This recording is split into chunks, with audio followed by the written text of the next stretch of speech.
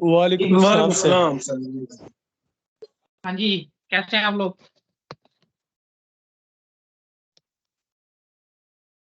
ठीक है जी सर। अच्छा जी, स्क्रीन शो हो गई सबको? जी सर। ठीक है। अच्छा, कल हमने जो है ना ऑपरेटिंग सिस्टम का इंट्रोडक्शन देख लिया था। हमने उसकी टाइप्स वगैरह भी देखी थी, कुछ टर्मिनोलॉजी से भी हम फेमिलियर हुए थे जो कि आगे यूज होंगी। और उसमें हमने एक जगह थी कि जहाँ पे लिखा हुआ था कि ऑपरेटिंग सिस्टम की फंक्शनैलिटीज या उसकी क्या क्या काम होते हैं। उसमें मैंने बताया था कि ये फिलहाल आप जो है ना सिर्फ इन चीज़ों को पढ़ लें, क्योंकि ये पूरे पूरे टॉपिक्स हैं, चैप्टर्स हैं, और यही हमारा जो है ना ऑपरेटिंग सिस्टम का कह लो कि सिलेबस है। तो उनमें से जो पहला फंक्शनैलिटी ऑपरेटिंग सिस्टम प्रोवाइड कर रहा था वो प्रोसेस मैनेजमेंट की थी। इसको आज हम देखते हैं कि प्रोसेस क्या होता है, प्रोसेस को मैनेज करने से क्या मुराद है, और किस तरह आपस में कंप्यूटर किसी भी एक ऑपरेटिंग सिस्टम के अंदर प्रोसेस आपस में कम्युनिकेट कैसे करते हैं, और इंफॉर्मेशन वगैरह कैसे एक्सचेंज करते हैं, कैसे मैनेज होते हैं, क्रिएट कैसे होते हैं, टर्मिनेट कैसे होते हैं। ये सारी चीज़ें हम आज देखने की कोशिश करते हैं। चलिए हम अपने लेक्चर का बाकायदा आगाज करते हैं। तो आज के लेक्चर में हम पहले देखेंगे प्रोसेस है क्या, और जो एक इंटरचेंजेबली टर्म यूज होती है प्रोसेस और प्रोग्राम, उसमें हम फर्क समझने की कोशिश करेंगे कि प्रोसेस जो है प्रोग्राम से किस तरह से डिफरेंशिएट करता है। तो फिर हम प्रोसेस स्केजुलिंग को देखेंगे। प्रोसेस स्केजुलिंग से इसमें हम सिर्फ इंट्रोडक्शन देखेंगे, क्योंकि प्रोसेस स्केजुलिंग का अपने आप में एक पूरा टॉपिक है, और उसको जो है ना हम जब हमारा नेक्स्ट जैसे हम मूव करते रहेंगे तो प्रोसेस स्केजुलिंग के नाम से एक पूरा चैप्टर हमारा आएगा। उसमें हम देखेंगे कि स्केजुलिंग कितनी टाइप की होती है और किस तरह से कोई भी स्केजुलिंग एल्गोरिथम वर्क करता है, वो हम अपने टाइम आने पे देखेंगे। और फिर हम इसमें देखेंगे कि एक किसी भी प्रोसेस पे कौन कौन से ऑपरेशन पॉसिबल, और उन्हीं ऑपरेशन को हम आगे डिस्कस करेंगे। फिर आगे एक चीज आएगी इंटर प्रोसेस कम्युनिकेशन को, काफी यूज होती चीज पूछी जाती है ये। इस चीज को देखेंगे इंटर प्रोसेस कम्युनिकेशन क्या है, और आखिर में हम क्लाइंट सर्वर सिस्टम पे जो है ना कम्युनिकेशन को देखेंगे। इंटर प्रोसेस कम्युनिकेशन जो है ना, पहले आप देखोगे कि वो with in a same system हम डिस्कस करेंगे कि एक ही सिस्टम में मुख्तलिफ प्रोसेस आपस में कम्युनिकेट करना चाह रहे हैं तो वो कैसे है। लेकिन जरूरी नहीं है कि जब कोई भी दो प्रोसेस हैं वो एक ही मशीन पे एक ही सिस्टम में लाई करते हैं। तो इसी के लिए हम क्लाइंट सर्वर सिस्टम को भी देखेंगे कि अगर एक प्रोसेस किसी एक मशीन पे है और दूसरा प्रोसेस किसी दूसरी मशीन पे लाई कर रहा है, रिजाइड कर रहा है, तो उनके दरमियान कम्युनिकेशन किस तरह से पॉसिबल है। ये दोनों सिनेरियो को हम कवर करने की कोशिश करेंगे। अच्छा जी, देखें प्रोसेस की जो फॉर्मल डेफिनेशन है, जो आप किसी भी इंटरव्यू में आपसे पूछी जाती है तो आप ये बता सकते हैं। आप प्रोग्राम इन एग्जीक्यूशन, अब प्रोग्राम क्या होता है और अगर वो एग्जीक्यूशन में आ जाए तो इससे क्या मुराद है। देखें, देखिए आप कोई भी हाई लेवल लैंग्वेज में जब एक कोड लिखते हैं, लेट्स से मैंने C++ लैंग्वेज में कोई कोड लिखा,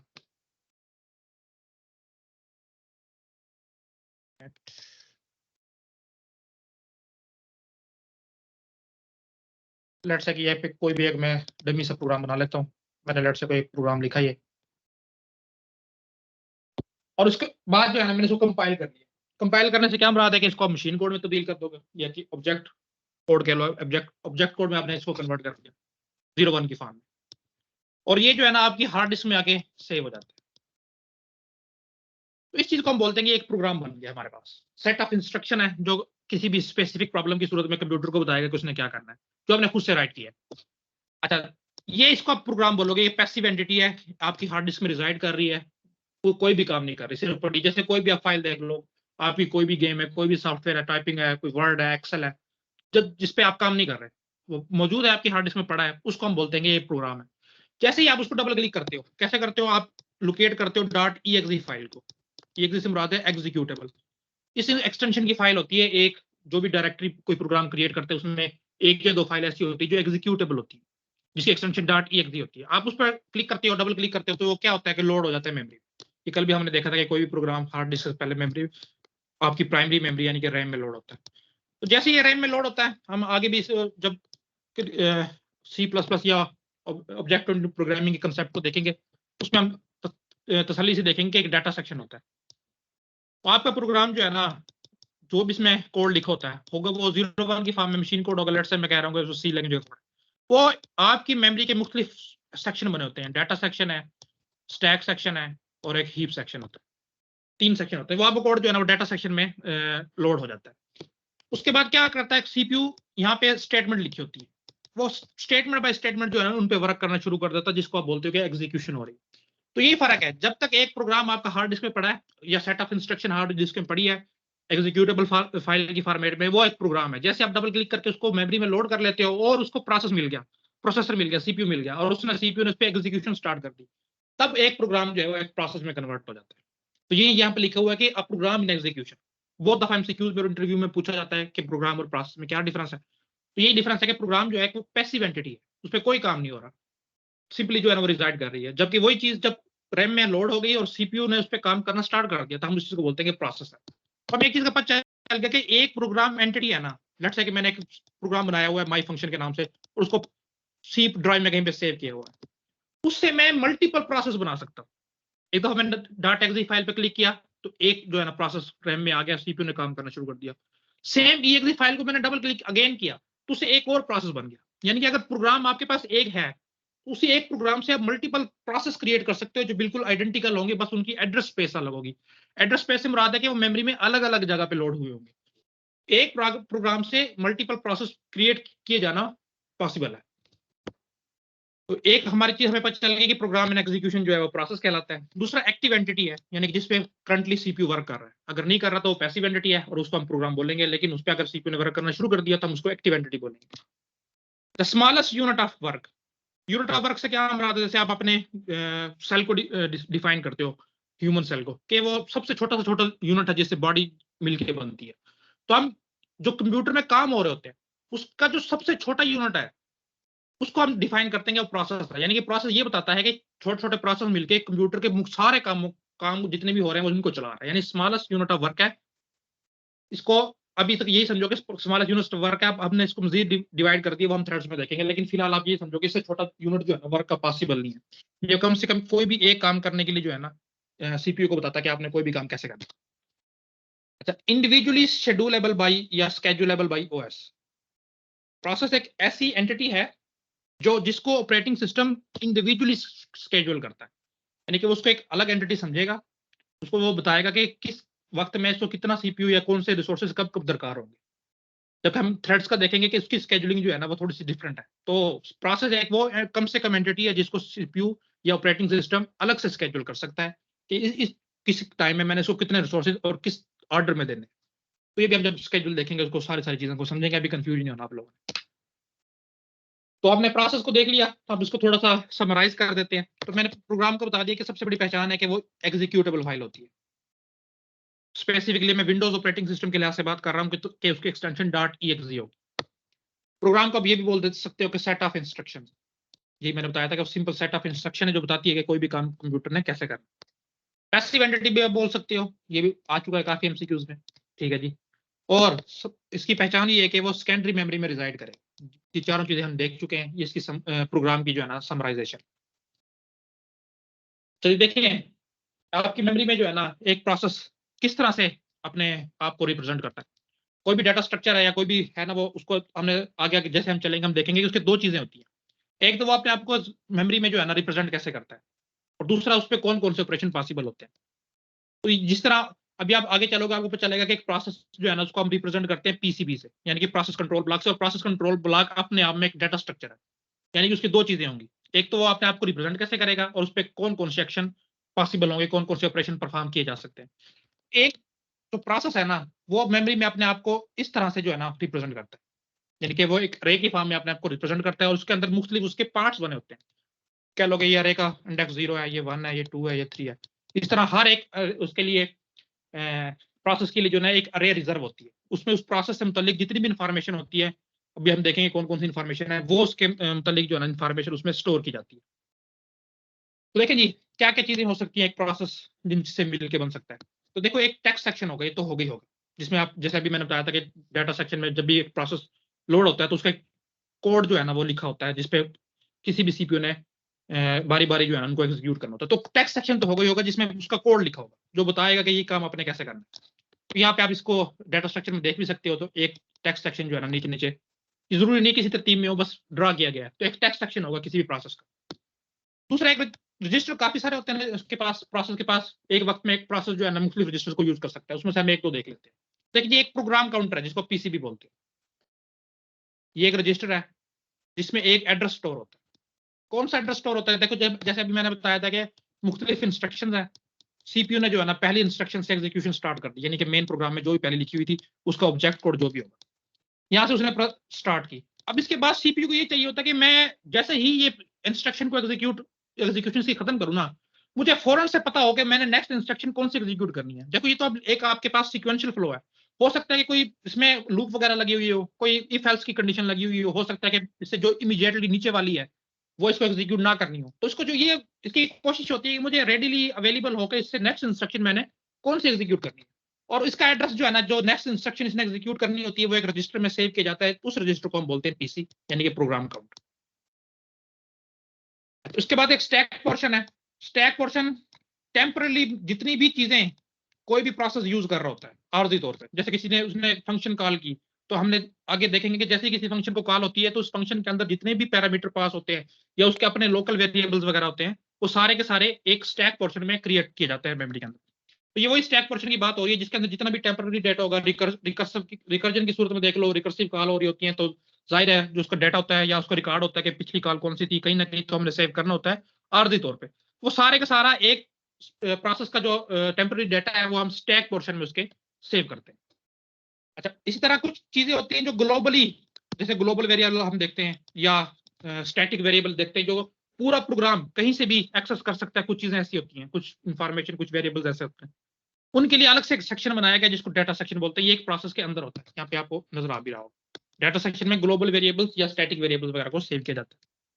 इसी तरह एक प्रोसेस अपने एग्जीक्यूशन के दौरान डायनामिकली मेमोरी भी जो है ना एलोकेट करवा सकता है। जरूरी नहीं है कि जो हमने कंपाइल टाइम पे डिसाइड कर लिया सिर्फ वही चीजें वो जो है ना एग्जीक्यूशन के दौरान ऑक्यूपाई करे। अगर उसको जरूरत पड़ती है और आपने प्रोग्राम ऐसे किया हुआ है कि वो रन टाइम पे भी जो है ना अपने लिए मजीद मेमोरी जो है ना वो रिजर्व करवा सकता है, तो रन टाइम पे जो मेमोरी अपने लिए वो रिजर्व करवाएगा या क्रिएट करवाएगा वो एक अलग से पोर्शन में होती है जिसको हम हीप बोलते हैं। ये सारी चीजें जब आगे आगे हम बढ़ते जाएंगे तो इंशाल्लाह क्लियर होना शुरू हो जाएंगे। तो अभी के लिए 4-5 चीजें इसके अलावा भी होती हैं, लेकिन इन चीजों से ये चीजें तो है ना एक प्रोसेस में होंगी। उसका एक टेक्स्ट सेक्शन होगा, प्रोग्राम काउंटर ये हर उसका लाजमी होगा, एक मेमोरी में वो स्टैक पोर्शन घेरेगा, एक डाटा पोर्शन घेरेगा और एक हीप पोर्शन भी घेरेगा। ये तीनों चीजें मैं अक्सर जो है ना मेमोरी प्राइमरी मेमोरी जब भी ड्रा करता हूँ तो ये 3 पोर्शन तो मैं बनाते ही बनाता हूँ।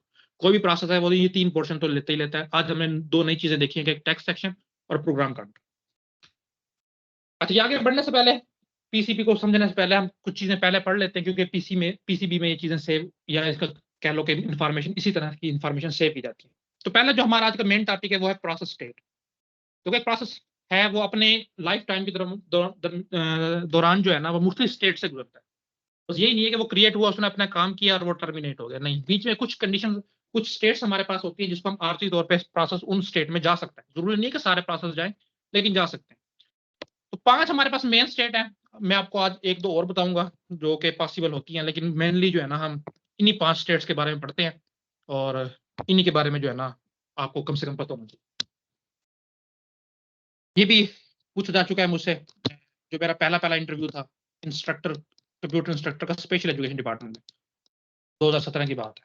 तो ये क्वेश्चन मुझसे पूछा गया था, तो मैंने ये तो बता दिया कि 5 स्टेट्स हैं, मुझे याद भी था, लेकिन एक स्टेट जो है ना मुझसे ये वेटिंग वाली, ये मुझसे स्किप हो गई थी कि मैं उनको बता नहीं पाया। तो पहले इस पे थोड़ा सा डिस्कशन में शेयर कर दूंगा वो अपना उसका इंटरव्यू का एक्सपीरियंस भी। तो देखिए जी, पहली स्टेट कौन सी है? New state. आपने जैसे ही डॉट विंडो ऑपरेटिंग सिस्टम की बात कर रहा हूँ, .exe फाइल को आपने डबल क्लिक किया तो उसकी जितनी भी इंस्ट्रक्शन थी ना वो बारी बारी रैम में लोड होना शुरू हो गई, तो वो रैम में आ गया। तो हम ये कहते हैं कि जैसे ही एक प्रोग्राम रैम में आया है, वो न्यू क्रिएट हुआ है, उसको हम बोलेंगे न्यू स्टेट में। अच्छा, न्यू स्टेट से मुराद ये है कि वो रैम में तो आ गया, लेकिन हो सकता है कि सीपीयू जो है ना करंटली कहीं और बिजी हो, अभी उसको जो है ना एग्जीक्यूशन उसकी स्टार्ट नहीं हो सकती। तो हो सकता है कि उसको रैम के अंदर रिजाइड करते हुए कुछ अरसा वेट करना पड़े। तो जिस टाइम तक वो वेट करेगा कि मुझे सीपीयू एलोकेट हो और न्यू के बाद, वो स्टेट कहलाती है उसकी रेडी स्टेट। ये वो रैम में भी आ चुका है, सारी चीजें उसने अपने लिए तैयार भी कर ली है, लेकिन सीपीयू उसको एलोकेट नहीं हो पा रहा क्योंकि सीपीयू कहीं और बिजी है। तो जो टाइम वो रैम के अंदर अपनी न्यू कंडीशन के बाद और सीपीयू एलोकेट होने से पहले गुजारेगा, उस स्टेट को हम बोलते हैं कि वो रेडी स्टेट में। तो ये लिखा हुआ रेडी देखें, has all the resources available.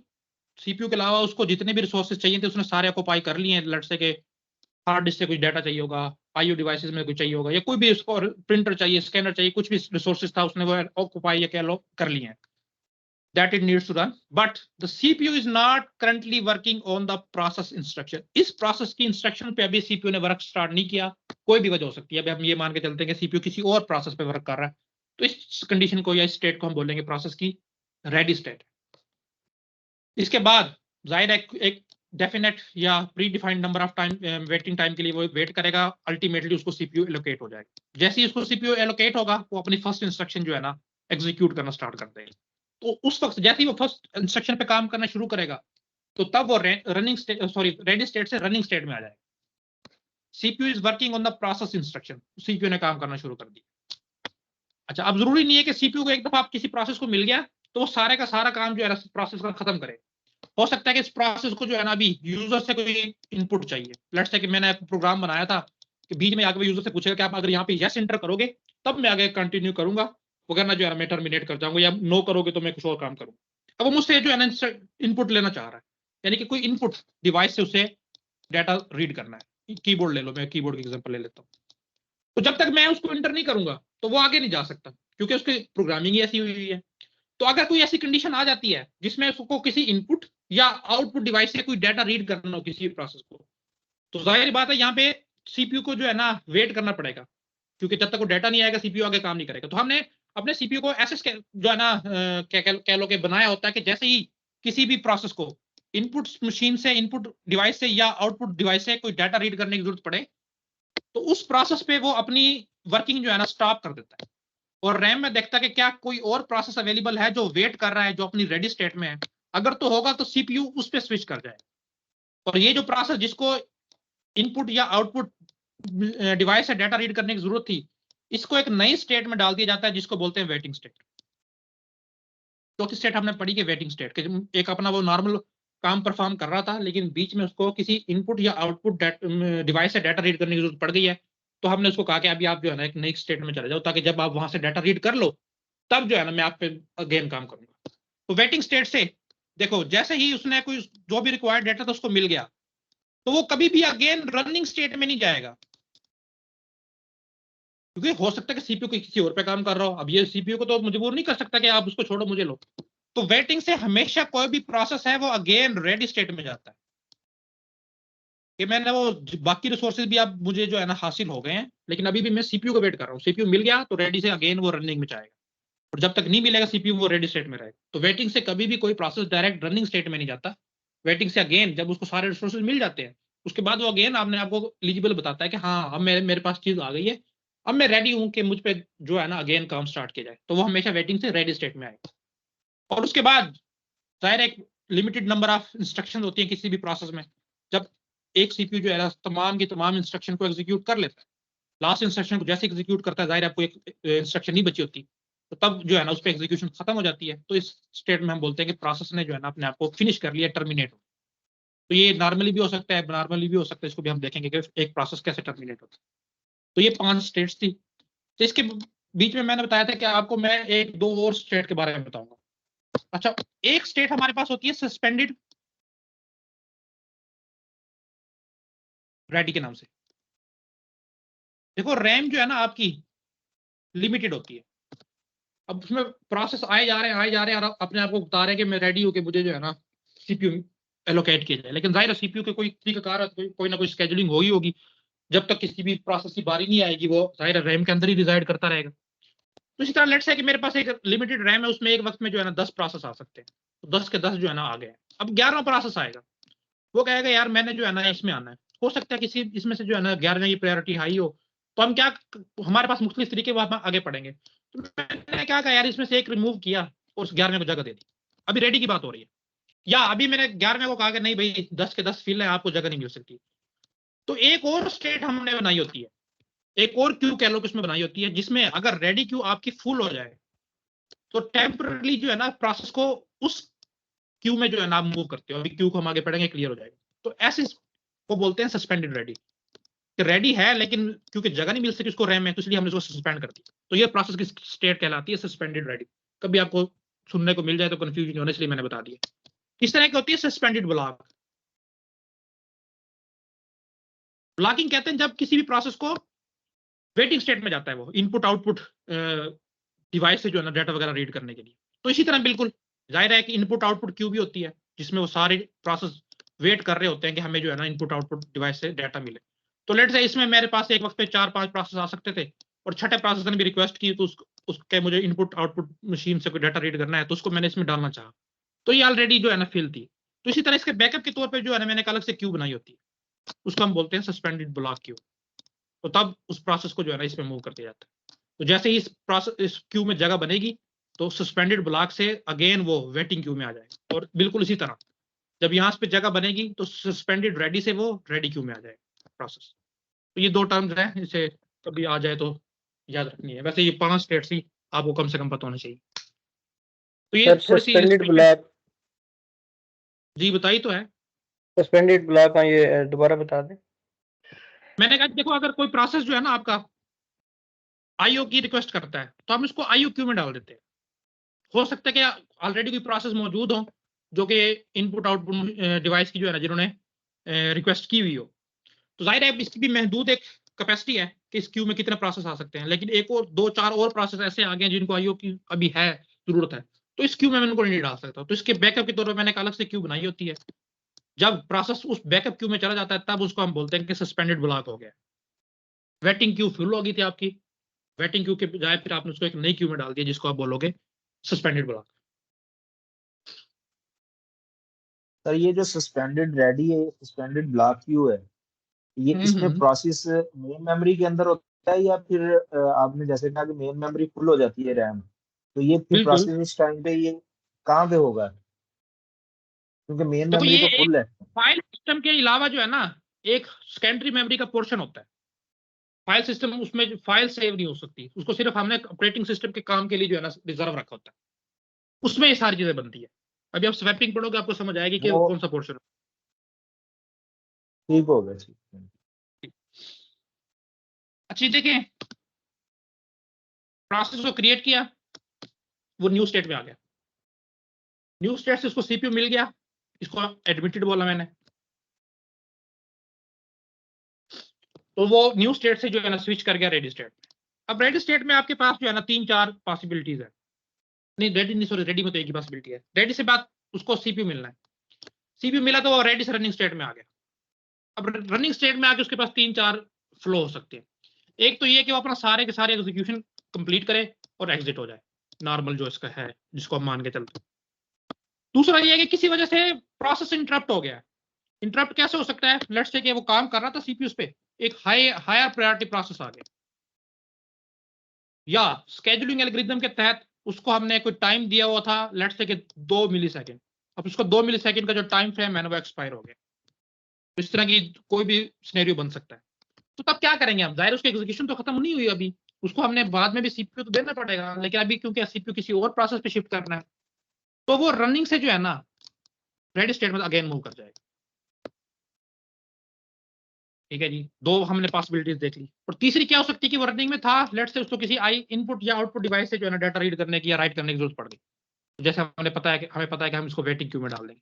तो तीसरा सिनेरियो बन सकता है कि एक प्रोसेस रनिंग से वेटिंग में आ जाए, रनिंग से रेडी में चला जाए, या रनिंग से टर्मिनेशन स्टेट में चला जाए। तीनों पॉसिबिलिटीज है। तो लेट्स से कि वो जो है ना मैंने टर्मिनेशन को तो बता दिया, अब उसको किसी वजह से इंटरप्ट हुई और वो अगेन रेडी में चला गया। अब रेडी क्यू में वो इंतजार करेगा, कोई भी स्केड्यूलिंग एल्गोरिथम इस पे काम कर सकता है, या जब तक वो हायर प्रायोरिटी प्रोसेस आया था जब तक उस पे सीपीयू काम कर रहा है वो रेडी में रहेगा, यहाँ तक कि उसके अगेन उसको सीपीयू मिलेगा, रेडी से वो अगेन रनिंग में जाएगा, और लेट्स से इस दफा मैं कह रहा हूँ उसको अपना सारा काम खत्म करके वो टर्मिनेट हो गया। ये दूसरा हमने प्रोसेस देख लिया, सिनेरियो देख लिया। तीसरा ये था कि वो आईओ डिवाइस की वजह से वेटिंग क्यू में चला गया।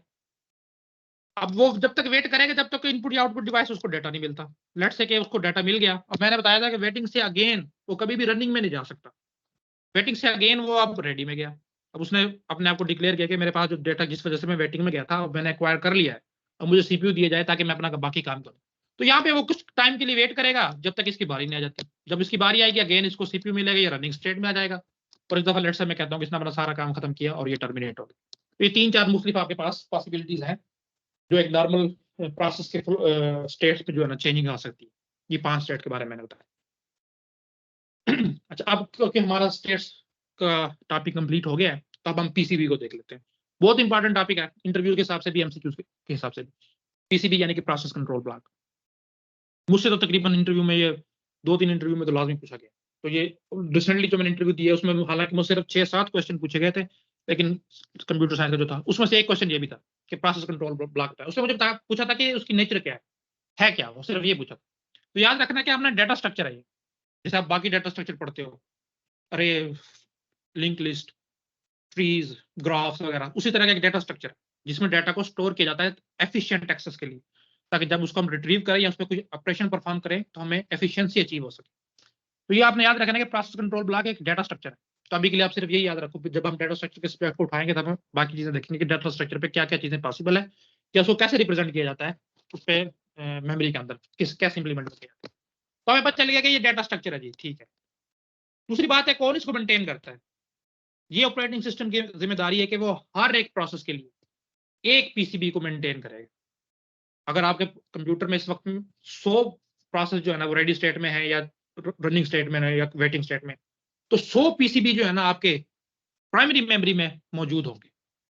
डाटा स्ट्रक्चर आप याद रखिएगा कि डाटा स्ट्रक्चर काम आता है सिर्फ और सिर्फ रैम के अंदर, जब रैम के अंदर मौजूद डाटा को आपने मैनिपुलेट करना हो। और जो हार्ड डिस्क के अंदर डाटा को मैनिपुलेशन होती है वो डीबीएमएस सॉफ्टवेयर के थ्रू होती है। ये मैं बात पहले भी बता चुका हूँ डाटा स्ट्रक्चर पढ़ते हो। तो डाटा स्ट्रक्चर जब भी बात आए आपने ध्यान में ये बात क्लियर कर लेनी है कि रैम की बात हो रही है, रैम में डाटा को आपने मैनिपुलेट करना। तो रैम के अंदर ये मौजूद होता है। तो इसमें हम देखते हैं कि एक ऑपरेटिंग सिस्टम जो है एक प्रोसेस से रिलेटेड डाटा क्या क्या डाटा सेव रखता है। तो देखो पहला पीसीबी का जो कंपोनेंट है वो है प्रोसेस स्टेट। अभी हम पढ़ के आ चुके हैं कि 5 स्टेट्स जो है ना पॉसिबल है। तो इस वक्त एक प्रोसेस अपनी किस स्टेट में है, ये चीज जो है ना सबसे पहले प्रोसेस कंट्रोल ब्लॉक या उसके डाटा स्ट्रक्चर में सेव की जाती है। अच्छा, हर प्रोसेस की ना एक आईडी होती है। अब जाहिर है किसी ना किसी तरह से तो अपने प्रोसेस को जो है ना आइडेंटिफाई करना होता है। जैसे हम मान के चलते हैं कि प्रोसेस P1 है, P2 है, P3, जिसकी आईडी ही होती है। तो ये चीज जो है ना पहले मैंने ये बतानी थी कि ये चीज पीआईडी या प्रोसेस आईडी भी जो है ना एक पीसीबी में सेव होती है कि इस प्रोसेस की क्या आईडी है। उसके बाद प्रोसेस स्टेट आ गया जो मैंने बता दिया कि 5 में से कोई भी हो सकती है। इस वक्त करंट जो भी प्रोसेस की स्टेट होगी वो इसमें सेव होती है। प्रोग्राम काउंटर ये अब हम पहले भी देख चुके हैं क्या होता है कि नेक्स्ट प्रोसेस ने कौन से इंस्ट्रक्शन को एग्जीक्यूट करना है उसका एड्रेस प्रोग्राम काउंटर या इस रजिस्टर में होता है।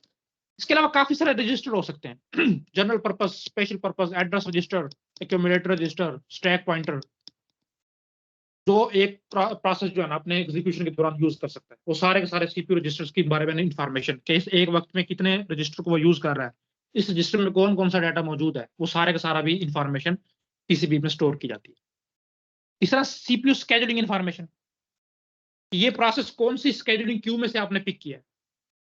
इस लेट्स से राउंड रॉबिन हमने लगाया हुआ है तो कितनी टाइम स्लॉट के लिए इस प्रोसेस को हमने रन करना है, लास्ट टाइम इसको कब सीपीयू मिला था। ये सारी चीजें शेड्यूलिंग से इंफॉर्मेशन जितनी भी होती है वो भी पीसीबी में सेव रखी जाती है। इस तरह मेमोरी मैनेजमेंट इंफॉर्मेशन कि आपने इस प्रोसेस को कितनी मेमोरी की इजाजत दी हुई है, क्या ये अपनी एलोकेट करदा मेमोरी से एक्सीड तो नहीं कर रहा, करंटली ये कितनी मेमोरी जो है ना इसको एलोकेट हो चुकी है, कितनी बकाया रहती है। ये सारी चीजें जितनी भी मेमोरी की इंफॉर्मेशन हो सकती है वो भी एक प्रोसेस की पीसीबी में सेव की जाती है। अकाउंटिंग इंफॉर्मेशन, कितने टाइम तक के लिए ये एग्जीक्यूट हो चुका है, मजीद इसको कितना टाइम चाहिए होगा, इस तरह की चीजें। इस तरह आईओ स्टेटस, कौन कौन से रिसोर्सेज इस प्रोसेस को एलोकेट किए जा चुके हैं, प्रिंटर दिया जा चुका है, स्कैनर दिया जा चुका है, इन फ्यूचर ये किसकी रिक्वेस्ट कर सकता है, कितने टाइम के लिए इसने लास्ट कौन सा रिसोर्स यूज किया था। इस तरह की जितनी भी चीजें हैं वो सारी की सारी इसमें सेव की जाती है। इसमें एक लिस्ट ऑफ ओपन फाइल्स भी है। एक प्रोसेस अपनी एग्जीक्यूशन के दौरान हार्ड डिस्क में से या सेकेंडरी मेमोरी में से या इवन प्राइमरी मेमोरी में से भी कोई भी फाइल्स को एक्सेस कर सकता है। अब करंटली उसमें जितनी भी फाइल्स ओपन की हुई होंगी उसकी डिटेल भी पीसीबी में सेव होती है। तो ये कुछ चीजें हैं। तो ये तकरीबन हर प्रोसेस के लिए जो सेव की जाती है। फिर कुछ प्रोसेस टू प्रोसेस वेरी भी करती हैं, वो हर प्रोसेस में नहीं होती, लेकिन ये तकरीबन इंफॉर्मेशन जो है ना हर प्रोसेस के लिए उसके पीसीबी में स्टोर की जाती है। अच्छा, ये जो स्टेट है या ये प्रोसेस की जितनी भी चीजें हैं ये जो अभी हमने पढ़ी हैं, इसको एक प्रोसेस का कॉन्टेक्स्ट भी कहा जाता है। यानी कि क्या किस स्टेट में है, उस प्रोसेस की आईडी क्या है, प्रोग्राम काउंटर कौन सा, उसका नेक्स्ट इंस्ट्रक्शन कौन सी चलानी है, रजिस्टर कौन सा यूज कर रहा है, कौन कौन सी फाइल्स ओपन की हुई हैं, मेमोरी मैनेजमेंट इंफॉर्मेशन वगैरह, इस सब को एक प्रोसेस का कॉन्टेक्स्ट बोला जाता है। तो जब आप कॉन्टेक्स्ट स्विचिंग को पढ़ेंगे तो उसमें ये बात याद रखनी कि कॉन्टेक्स्ट से मुराद ये सारी चीजें जो हमने पढ़ ली। अच्छा, the PCB is maintained for a process through out it's life time. Life time से मुराद है जब तक वो न्यू से टर्मिनेट में नहीं चला जाता, ये उसका लाइफ साइकिल है। तो पूरे इस लाइफ साइकिल के दौरान, लाइफ टाइम के दौरान एक पीसीबी को आपने सेव रखना होता है। एंड इज डिलीटेड, कब डिलीट किया जाता है? वंस द प्रोसेस टर्मिनेट, जब वो अपनी टर्मिनेट या टर्मिनेटेड उसकी जो स्टेट थी उसमें चला जाता है, उस तक न्यू से लेकर टर्मिनेट होने तक जितना भी टाइम वो अपनी रैम में गुजारेगा, उसके लिए पीसीबी को हमने सेव रखना है। अच्छा देखें अब कैसे काम करता है प्रोसेस। ये हमने जो पीसीबी पढ़ा है इस तरह का, तो क्या तरीका होता है? देखो प्रोसेस P0 को लेके हम चलते हैं। ये उसकी आईडी है, उसको सीपीयू मिला हुआ था, वो एग्जीक्यूट कर रहा था यानी कि वो रनिंग स्टेट में था। किसी वजह से जो है ना उसको इंटरप्ट आ गई। ये चीज हम पहले पढ़ चुके हैं कि जब भी इंटरप्ट आती है तो वो रनिंग से अगेन रेडी स्टेट में जाता है। तब उसने देखो रेडी स्टेट में जाने से पहले वो क्या करे, उस प्रोसेस का जितना भी कॉन्टेक्स्ट था, कौन सी स्टेट में था उससे पहले वो कौन सी फाइल को उसने ओपन किया हुआ था, नेक्स्ट इंस्ट्रक्शन उसने कौन सी एग्जीक्यूट करनी थी, करंट वो कौन सी कर रहा था जो आईआर में होती है इंस्ट्रक्शन रजिस्टर में, और बाकी अगर उसने कोई टेम्पररी मेमोरी वैल्यूज को स्टोर करवाया हुआ था किसी रजिस्टर में, अपने डाटा सेक्शन में, हीप सेक्शन में, जो भी चीजें थी, ऑल इन ऑल यानी कि उसका पूरा कॉन्टेक्स्ट, वो अपना कॉन्टेक्स्ट को सेव करेगा अपने पीसीबी में, अपडेट करेगा पीसीबी में अपनी ईच एंड एवरीथिंग को रेडी स्टेट में जाने से पहले वो अपडेट करेगा। ठीक है, जिसने अपडेट कर लिया उसके बाद देखें इसी तरह मैं मान के चलता हूं कि प्रोसेस P1 भी जो है ना, पहले अगर उसने काम किया हुआ होगा तो वो जाहिर है रनिंग में आया होगा कभी, और रनिंग के बाद वो रेडी में होगा, तभी तो उसको सीपीयू मिलेगा। लेट्स से कि मैं चाहता हूं कि मैं कह रहा हूं कि प्रोसेस P1 भी अपनी रेडी स्टेट में था। अब देखो P1 को मैंने लोड करना है मेमोरी में, यानी कि मैंने उस पर काम करना है। अब उसकी भी सारा कॉन्टेक्स्ट मुझे चाहिए होगा कि लास्ट टाइम मैंने कौन सी इंस्ट्रक्शन को एग्जीक्यूट कर लिया था, किसको मैं कर रहा था, इसके कौन कौन से रजिस्टर यूज कर रहा था, उसमें कौन कौन सी वैल्यूज पड़ी थी। अगर तो इस तरह की कोई इंफॉर्मेशन है वो सारी की सारी मैं इस पे इंस्ट्रक्शन पे काम शुरू करने से पहले इसके पीसीबी से वो रीलोड करूं। तो लेट्स से जो भी इंफॉर्मेशन थी वो मैंने रीलोड कर ली। अब मुझे पता है कि इस प्रोसेस का कौन कौन सा काम मैंने नेक्स्ट करना है, कौन सा करंट करना है, कौन कौन सी वैल्यूज की ओपन है, कौन सी फाइल ओपन है, सारा कुछ मुझे पता चल। उसके बाद P1 पे एग्जीक्यूशन स्टार्ट होके देखो, ये जो अब जिसको मैं हाईलाइट कर रहा हूँ ये इसका एग्जीक्यूशन पीरियड। उससे पहले मैंने उसका पीसीबी से सारे का सारा कॉन्टेक्स्ट रीलोड किया। अब अगेन यहाँ पे आके जो है ना किसी वजह से इंटरप्ट आ गई, या कह लो कि अब इसका टाइम स्लॉट पूरा हो गया। अब अगेन जो है ना प्रोसेस मिलना है सीपीयू मिलना है प्रोसेस P0 को। लेकिन उससे पहले मैं क्या करूंगा, जो मेरा करंट प्रोसेस है P1 उसके पीसीबी में उसका तमाम का तमाम स्टेट्स कॉन्टेक्स्ट सेव करूंगा। तो देखो ये वो काम कर, तमाम का तमाम कॉन्टेक्स्ट जितनी भी इंफॉर्मेशन पॉसिबल थी वो मैंने अगेन पीसीबी 1 यानी कि प्रोसेस P1 का पीसीबी जो था उसमें स्टोर की, सेव की। और उसके बाद बिल्कुल उसी तरह जैसे मैंने पहले P1 के लिए उसका कॉन्टेक्स्ट रीलोड किया था, अब मैं प्रोसेस P0 के लिए उसका कॉन्टेक्स्ट रीलोड करूँ। यानी कि इस स्टेट पे जिसको मैं अब हाईलाइट कर रहा हूँ, जो मैंने स्टेट्स जो भी कॉन्टेक्स्ट पीसीबी में सेव किया था, अगेन यहाँ पे मैं अब उसको कह लो कि रीलोड कर रहा हूँ, रिस्टोर कर। अब मुझे वो सारी चीजें पता चल गई कि लास्ट टाइम इसका क्या क्या काम मैं कर रहा था। अब मैं अपनी एग्जीक्यूशन वहीं से जहां से मैंने इसको सस्पेंड किया था रिज्यूम करूं। तो ये चीज है कॉन्टेक्स्ट स्विचिंग। अभी अब आगे आ भी जाएगी तो मैंने इलस्ट्रेशन से समझा भी दिया है कि पीसीबी कहाँ पे काम आता है, क्यों जरूरी है किसी भी प्रोसेस का पीसीबी मेंटेन रखना पूरे उसके लाइफ टाइम के लिए। इसलिए जरूरी है जब आप एक प्रोसेस पे से सीपीयू को प्रीएम्प्ट करके किसी और प्रोसेस को देते तो जाहिर है उस पिछले प्रोसेस का अपना डाटा तो सेव रखना है ना। वो डाटा कहाँ सेव होता है, वो उसका पीसीबी में सेव होता है। अच्छा आगे बढ़ने से पहले हम एक टॉपिक देख लेते हैं मोड ऑफ एग्जीक्यूशन के नाम से। तो देखो कोई भी ऑपरेटिंग सिस्टम है ना, उसमें एग्जीक्यूशन के दो मोड होते हैं। एक तो ये है कि कोई भी यूजर एप्लीकेशन है, यूजर सॉफ्टवेयर है, उस पर काम करना है। जैसे कि मैंने कैलकुलेटर बनाया, उसमें मैंने सिर्फ अभी एक सम का फंक्शन रखा है और एक मल्टीप्लाई का लेट्स। तो उसके लिए जो क्या है कि मैं 2 नंबर उसको दे रहा हूँ, 2 या 2 से ज्यादा, वो मुझे सम करके रिटर्न कर रहा है। 2 नंबर या 2 से ज्यादा दे रहा हूँ, वो मुझे मल्टीप्लाई करके रिटर्न कर रहा है। तो इसमें बिल्कुल एक सिंपल सा काम है। इसके लिए मुझे कोई भी किसी हार्डवेयर की जरूरत नहीं है, किसी कुछ की नहीं है, सिंपल सिर्फ सीपीयू की जरूरत है। और सीपीयू अपने तमाम के तमाम अरिथमेटिक काम खुद कर सकता है, कंप्यूटेशन खुद कर सकता है, वो कर रहा है।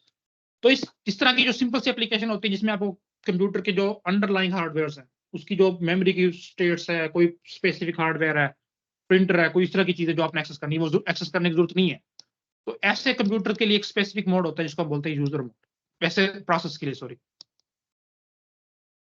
जितनी भी जनरल पर्पस एप्लीकेशन है वो यूजर मोड में काम कर रही होती है। तो इसी तरह कुछ एप्लीकेशन होती हैं जिसको आपके कंप्यूटर्स के तमाम या मुख्तलिफ जो हार्डवेयर अंदर इंस्टॉल्ड हैं उनकी चीजों के बारे में इंफॉर्मेशन चाहिए होती है। लेट्स से कि मैं कहता हूँ कि यार मेरे जो है ना रोम के अंदर कोई एक डाटा पड़ा है और मैंने वो रीड करना है। देखो ये आप सुन के ही लग रहा होगा कि यार ये थोड़ा सा जो है ना प्रिविलेज्ड काम है, हर बंदे को ये जरूरत नहीं है, हर सॉफ्टवेयर को जरूरत नहीं है कि मैं अपना इतना प्राइवेट डाटा उसको एक्सेस तक दूं। इस तरह की कुछ चीजें होती हैं जो हाईली जो है ना सेंसिटिव होती हैं, या जिसके लिए जो है ना आपके जहन में आता है यार एडमिन एक्सेस चाहिए। तो चीजें होती हैं जब आप किसी भी सॉफ्टवेयर वगैरह को रन करो ना, या कि उस पर किसी खास प्रोसेस को रन करो, तो आपसे मांगता है कि यार ये क्या आप इसको एडमिन प्रिविलेज देना चाहते हो। तो एडमिन प्रिविलेज से क्या मुराद है कि यार ये काम सिंपल नहीं है, इसमें कुछ ऐसी चीजें हैं जिसमें वो कंप्यूटर के अंदर जो ऑपरेटिंग सिस्टम की फाइल्स पड़ी हैं, या आपके हार्डवेयर में कुछ जो है ना रीड राइट कर सकता है, या ऑपरेटिंग सिस्टम की जो सेंसिटिव फाइल है उसमें कुछ चीजें रीड राइट कर सकता है, जैसे रजिस्ट्री की फाइल, तो आप अलाउ कर देते हो। तो तब जैसे ही वो आप अलाउ करते हो ना, वो एक स्पेसिफिक और मोड है उसमें चला जाता है जिसको कर्नल मोड बोलते हैं। तो जितने भी आपके कंप्यूटर में जो आप एडमिन प्रिविलेज किसी सॉफ्टवेयर को देते हो और वो अपने काम कर रहा होता है कोई भी, फिर उसके पास अनरिस्ट्रिक्टेड एक्सेस आ जाती है, कोई भी हार्डवेयर तक एक्सेस है, किसी भी फाइल तक एक्सेस है, कोई भी काम वो कर सकता है सॉफ्टवेयर या प्रोग्राम जो भी उस वक्त होगा। तो ये दो मोड, कर्नल मोड और यूजर मोड। तो कैसे पता चलता है कि कोई सॉफ्टवेयर जो है ना इस वक्त या प्रोसेस जो है किस मोड में काम कर रहा है? पीसीबी के अंदर एक जो है ना कह लो कि पोर्शन होता है मोड के नाम से, उसमें उसका साइज जो है ना सिर्फ 1 बिट होता है। एक बिट वैल्यू से रिप्रेजेंट किया जाता है कि इस वक्त ये प्रोसेस जो है ना कौन सी स्टेट में। कैसे पता चलेगा? अगर तो इस बिट मोड का इस पोर्शन का जो बिट वैल्यू है वो 0 है, तो इससे पता चलेगा कि ये प्रोसेस जो है ना इस वक्त कर्नल मोड में काम कर रहा है, यानी कि एडमिन प्रिविलेज के साथ काम कर रहा है। और अगर इसकी वैल्यू 1 है कहीं भी आप देखो, तो इसका मतलब होगा कि यूजर मोड में काम कर रहा है, आपने उसको कोई इतनी खास एक्सेस जो है ना वो नहीं दी। तो ये दो मोड है जिसमें एक प्रोसेस जो है ना काम कर सकता है आपका। और ये बात याद रखनी है कि जब भी कोई एक प्रोसेस यूजर मोड से कर्नल मोड में जाता है, तो ये भी एक किस्म का समझ लो कॉन्टेक्स्ट स्विचिंग होता है, और ये एक आम कॉन्टेक्स्ट स्विचिंग से ज्यादा टाइम लेता है। जब मोड स्विच होता है, एग्जीक्यूशन मोड स्विच, और जो कॉन्टेक्स्ट स्विचिंग है, तो उसमें जो मोड स्विचिंग है ना वो टाइम ज्यादा लेती है। अच्छा, ये कुछ आपके पास सामने मैंने लिखी हुई है चीजें, कि इसमें से कौन सी चीज आपको लगता है कि जो है ना ये इसके लिए हमें जो है ना कर्नल मोड में जाने की जरूरत पड़ेगी। तो ये आप लोगों की आज पहली असाइनमेंट है, आप इन चीजों को देखो। नजर आ रहा है सबको? शो हो रही है असाइनमेंट? जी सर, और ठीक है, तो ये आप इन चीजों को देखोगे, और कल मैं किसी से रैंडमली पूछ भी लूंगा, क्योंकि ये चीजें तो मैं पूछ सकता हूँ, ये तो बिल्कुल एक लाइन सिंगल वन लाइनर है। इनमें से कौन से आपको लगता है कि यार ये चीजें जो है ना कर्नल मोड में चल रही होंगी? सिर्फ कर्नल मोड का आपने देखा। अच्छा, उसके बाद हम एक्टिविटीज को देखते हैं। प्रोसेस मैनेजमेंट जो एक ऑपरेटिंग सिस्टम का काम है, उसमें कौन कौन सी एक्टिविटीज पॉसिबल। तो देखो जी, पहला काम जो है, ऑपरेटिंग सिस्टम किसी भी प्रोसेस को क्रिएट या डिलीट कर सकता है। ठीक है जी, पहला काम हम इसको देखें। उसके बाद किसी को सस्पेंड भी कर सकता है, यानी कि कॉन्टेक्स्ट स्विचिंग टाइम, या रिज्यूम भी कर सकता है। ठीक है जी, ये भी पॉसिबल। अच्छा, प्रोसेस सिंक्रोनाइजेशन, अगर दो प्रोसेस हैं एक ही वक्त में वो किसी एक सेम डाटा को एक्सेस करना चाह रहे हैं, तो उनके दरमियान कैसे एक हम आएंगी या हार्मनी बनानी है कि यार कौन सा प्रोसेस को पहले एक्सेस करे, कौन सा बाद में करे। ये प्रोसेस सिंक्रोनाइजेशन के नाम से पूरा चैप्टर है, उसमें हम देखेंगे। अच्छा, providing mechanism for process communication. Let's say कि आपके कंप्यूटर में 2-3 प्रोसेस हैं, उनमें से कोई स्पेसिफिक 2 प्रोसेस हैं जिनको आपस में कम्युनिकेट करने की जरूरत पड़ रही है। देखो, जब भी कोई प्रोसेस रैम में लोड होता है ना, तो बाय डिफॉल्ट उसको एक पोर्शन एलोकेट कर दिया जाता है, दूसरा जो लोड होगा उसको एक स्पेसिफिक दूसरा पोर्शन दिया जाएगा। तो कभी भी एक प्रोसेस जो है ना अपने पोर्शन से एक्सीड करके किसी दूसरे पोर्शन में मौजूद इंस्ट्रक्शन को एग्जीक्यूट नहीं कर सकता। लेकिन हम देखेंगे कि कुछ हमारे पास सिनेरियोज ऐसे आ जाते हैं जिसमें हमारी मजबूरी बन जाती है कि हम एक प्रोसेस का डाटा दूसरे प्रोसेस के साथ शेयर करें। तो तब इस चीज को बोलते हैं इंटर प्रोसेस कम्युनिकेशन। तब हमने वो प्रोसेस कम्युनिकेशन कैसे करवानी है, ये भी एक ऑपरेटिंग सिस्टम का काम है, वो इस चीज को मैनेज करें। और तीसरा, सॉरी पांचवा, providing mechanism for deadlock handling. अब डेडलॉक क्या होता है, जैसे जैसे हम आगे जाएंगे हम इसको पढ़ेंगे। तो अगर कोई आपके किसी वजह से प्रोसेस जो है ना सारे के सारे ऐसे स्टेट में आ गए, कोई भी प्रोसेस जो है ना अपना काम ठीक से नहीं कर रहा, किसी का वेट कर रहा है, और जो है ना उसको सीपीयू मिल रहा है, कुछ चीजों को पकड़ के बैठा हुआ है, या डेडलॉक में हम पढ़ेंगे। तो उस सूरत में एक ऑपरेटिंग सिस्टम प्रोसेस को डेडलॉक से कैसे निकालता है, वो ये सारी 5-6 चीजें जो है ना हम आहिस्ता आहिस्ता पढ़ना स्टार्ट करें। पहले हम देखते हैं आज प्रोसेस शेड्यूलिंग। तो जैसे मैंने पहले ही बताया था कि हम सिर्फ इंट्रोडक्शन देखेंगे, क्योंकि ये अपने आप में एक पूरा चैप्टर है। जब हम प्रोसेस शेड्यूलिंग को देखेंगे उसके हम बाकी डिटेल आगे देखेंगे। तो अगर आपसे पूछ लिया जाता है कि शेड्यूलिंग क्यों की जाती है, तो इसका सिंपल सा जवाब है, देखो यार आपके पास सीपीयू जो है ना वो लिमिटेड है। एक हो सकता है आपके कंप्यूटर में से सीपीयू, 2 हो सकते हैं, 3 4 5 6 7 8, बस 8 लिमिट है। और सीपीयू वो भी एक ही होता है जो आप जिसको 8 बोलते हो। आगे जाके मैं आप लोगों को बताऊंगा भी कैसे पता चलता है कि वर्चुअलाइजेशन हुई हुई है। और अलग चीज होती है, और सीपीयू फिजिकली जो है ना मल्टीपल होना वो अलग चीज है। अब मैं आगे आप लोगों को बताऊंगा। तो लेट्स से हम मान के चलते हैं कि यार आपका कुछ प्रोसेस है जो आप मानते हो ना, चलो आपके पास 8 सीपीयूज हैं ज्यादा से ज्यादा। लेकिन यार प्रोसेस तो अनलिमिटेड है। अनलिमिटेड से बात ये है कि बहुत ज्यादा है। अनलिमिटेड तो नहीं कह सकते, लेकिन बहुत ज्यादा प्रोसेस जो है ना वो एक कम से कम 15-20 प्रोसेस तो एट अ टाइम आपके बैकग्राउंड में चल रहा है, जो आपको पता भी नहीं होता। उनको सीपीयू तो चाहिए। अब तो जाहिर बात है यार, देखो मैं आप हर एक प्रोसेस को अलग से सीपीयू नहीं दे सकता।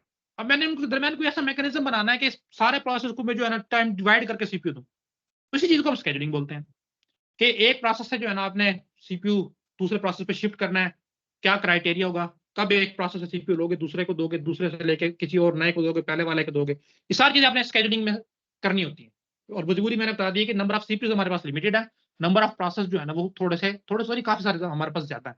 जाहिर है फिर मैंने बैलेंस तो रखना है, इसीलिए जो है ना हम सीपीयू शेड्यूलिंग करते हैं, ताकि हमारे पास जो सीपीयू है ना वो उसका यूज जो है, यूटिलाइजेशन जो है वो मैक्सिमाइज हो सके। ये ना हो कि एक प्रोसेस को आपने सीपीयू दे दिया, किसी वजह से वो वेटिंग में है। वेटिंग में तो जाहिर है वो सीपीयू यूज नहीं कर रहा, तो उससे सीपीयू क्यों ना लिया जाए। उससे सीपीयू लेके मैं किसी और को क्यों ना दूं, इतने सारे प्रोसेस जो वेटिंग में बैठे हैं उसको क्यों ना दूं। तो जाहिर है हमने सीपीयू की यूटिलाइजेशन को मैक्सिमाइज करना हो, तो अब यही आप सिंपल सा जवाब दे सकते हो। सीपीयू शेड्यूलिंग इसी के लिए की जाती है कि सीपीयू की जो यूटिलाइजेशन है उसको हम मैक्सिमाइज कर सके, या सीपीयू की शेयरिंग कर सके। किसी प्रोसेस के दरमियान 4-5 प्रोसेस के दरमियान सिंगल सीपीयू को आप शेयर कर सकते। होती कैसे है जी, एक सॉफ्टवेयर है, हर ऑपरेटिंग सिस्टम अपने अंदर एक सेट ऑफ इंस्ट्रक्शन जो है ना बाय डिफॉल्ट इनकोड किया होता है। सॉफ्टवेयर है जिसको हम शेड्यूलर बोलते हैं, प्रोसेस शेड्यूलर, उसके थ्रू ये चीजें होती है। याद रखना कि सॉफ्टवेयर है, ये नहीं कोई हार्डवेयर आपने लगाया हो, नहीं। ऑपरेटिंग सिस्टम खुद एक सॉफ्टवेयर है, उसके अंदर एक अलग से बना हुआ है सॉफ्टवेयर है जिसको प्रोसेस शेड्यूलर बोलते हो, वो ये सारे काम करते हैं। देखो जी प्रोसेस शेड्यूलर हम देख लेते हैं क्या है। सिस्टम सॉफ्टवेयर यानी कि ऑपरेटिंग सिस्टम का पार्ट है। क्या करता है, सिलेक्ट टाइम शेयरिंग से क्या मुराद है? टाइम शेयरिंग से मुराद है यार, देखो प्रोसेस आपके बहुत ज्यादा है, तो शेड्यूलिंग के हमारे पास मुख्तलिफ जो है ना इंप्लीमेंट करने के वेज हो सकते हैं। अब मैंने एक वे बनाया हुआ कि यार मैंने जो है ना सिंगल सीपीयू लेट से मेरे पास, हर प्रोसेस को जो है ना 1 सेकंड देना है। अब बेशक वो 1 सेकंड में अपना काम करता है नहीं करता है, 1 सेकंड के बाद मैं उससे प्रोसेस लेके नेक्स्ट प्रोसेस को दे दूँ। अगला सीपीयू जो है ना एक टाइम प्रोसेस जो एक टाइम के लिए सीपीयू उसको मिलेगा, उसने काम कर लिया तो ठीक है, वरना नेक्स्ट में अगले को। इस चीज को हम बोलते हैं टाइम शेयर किया हुआ है हमने जो है ना सीपीयू को। यानी टाइम पढ़ लो भाई, डिवाइड किया हुआ है सब सीपीयूज का। सीपीयू एक है, और सॉरी प्रोसेस को प्रोसेस के लिए। हाँ देखो जी क्या करता है, selects for next execution of CPU. Next CPU कौन से प्रोसेस की किस इंस्ट्रक्शन को एग्जीक्यूट करेगा, ये चीज डिसाइड करता है सीपीयू शेड्यूलर या प्रोसेस शेड्यूलर। कैसे करता है, अपना काम को आसान करने के लिए ये सिस्टम में जो है ना 3 क्यूज को मेंटेन करता है। कौन कौन सी हम देख लेते हैं। पहली एक है जॉब क्यू,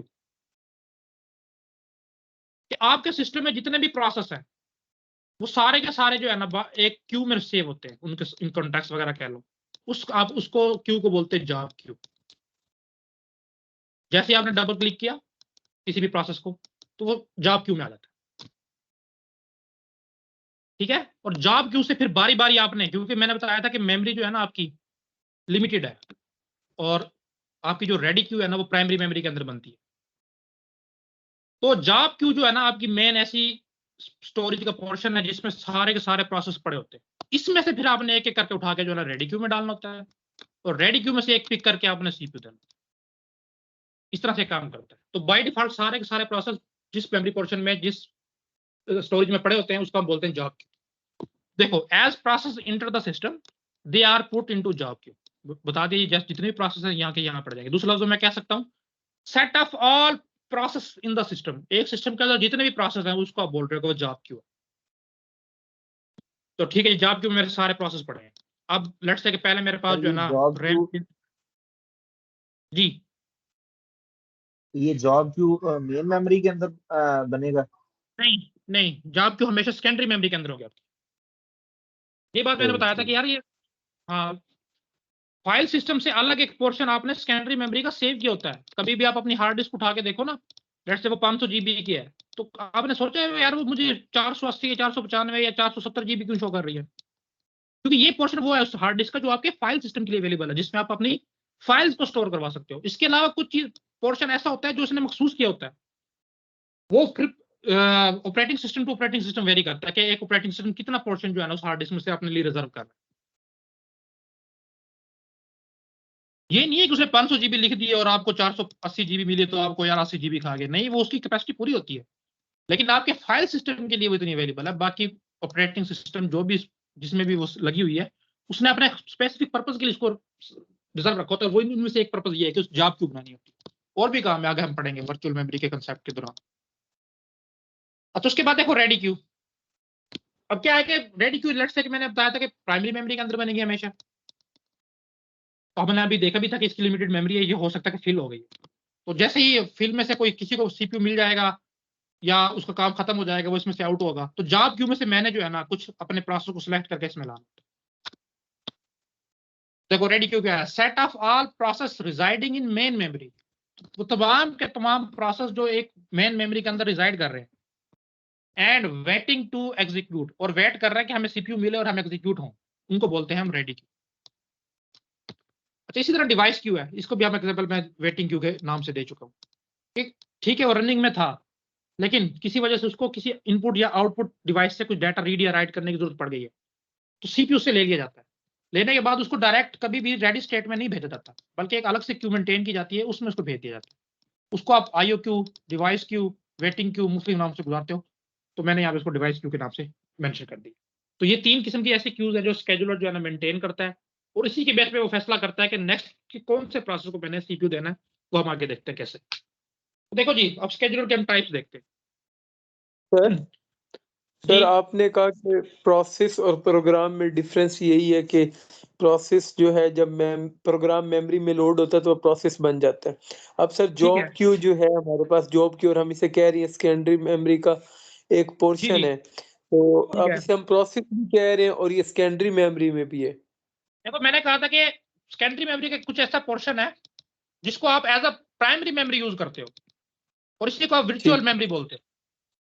ठीक हो, मतलब वो वर्चुअल मेमोरी प्रोसेस का सर कंसेप्ट जैसे यही है। जी ठीक है सर, डबल क्लिक हुआ, फॉर एग्जांपल कोई एग्जीक्यूटेबल फाइल थी, पूरी हाँ, अगर मेन उसको मेमोरी जगह में मिल लोड गई, देखो होने ना, से अगर पहले। रैम के अंदर जगह है, रैम के अंदर जगह है, वो तो डायरेक्ट रैम में आ जाएगा, रेडी क्यू में आ जाएगा। अगर रैम के अंदर जगह ही नहीं है, आपने तो डबल क्लिक कर दिया है ना, कहाँ जाएगा वो? जी तो वो ठीक हमने हो गया। इसलिए हार्ड डिस्क में से या सेकेंडरी मेमोरी में एक पोर्शन अलग किया होता है, इसी खास पर्पज के लिए कि अगर किसी वजह से वो रैम में फौरी तौर पे नहीं लाया जा सकता, तो उसको एक अलग जगह पे स्टोर किया जाए, और वहां से फिर उसको जैसी जगह मिले प्राइमरी मेमोरी में, क्योंकि यूजर तो बार बार क्लिक नहीं करेगा ना, उसने तो एक दफा कर दिया। जी तो हम नॉर्मल फ्लो यही कहते हैं कि हमने डबल क्लिक किया, वो रैम में आ गया। अब हम इसको मजीद डिग कर रहे हैं कि यार अगर ऐसा नहीं होता, रैम किसी वजह से फील है, तो तब उस सूरत में क्या होना है।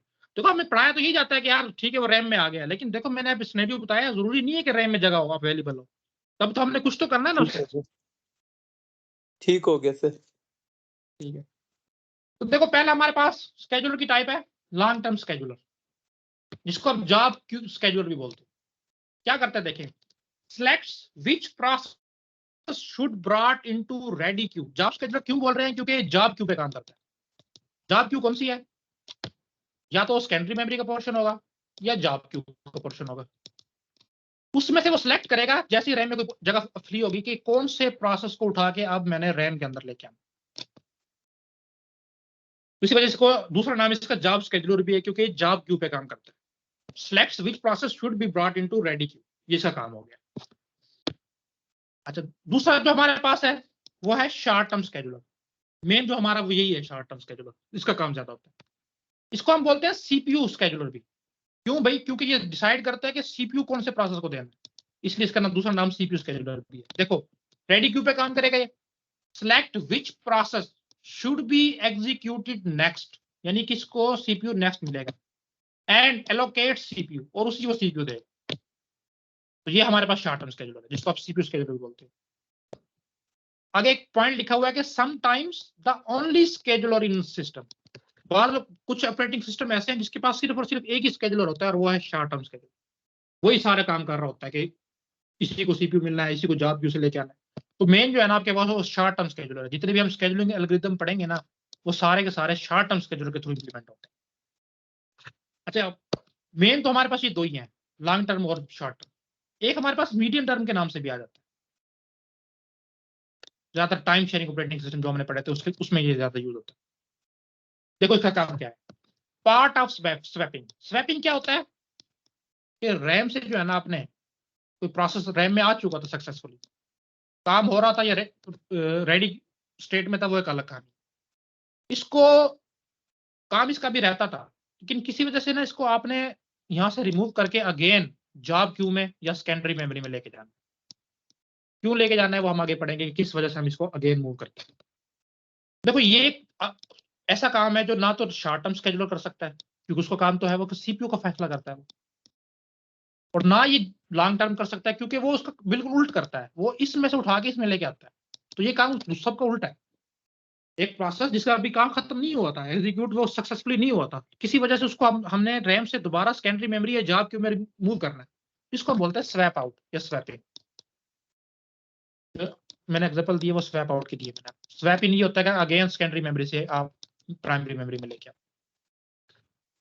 तो देखो part of swapping, medium term scheduler swapping काम करता है। Removes the process from the memory, आपका रैम में से रिमूव करेगा, क्यों वो आप बाद में देखेंगे। And reduce the degree of multi programming, हमने कल मल्टी प्रोग्रामिंग पढ़ते हुए पढ़ा था कि मल्टी प्रोग्रामिंग से मुराद है कि आप रैम में कितने प्रोसेस को रखते हो एक टाइम में। डिग्री ऑफ मल्टी प्रोग्रामिंग जितनी आपके एक वक्त में रैम के अंदर है उतनी ही ज्यादा आपकी डिग्री है।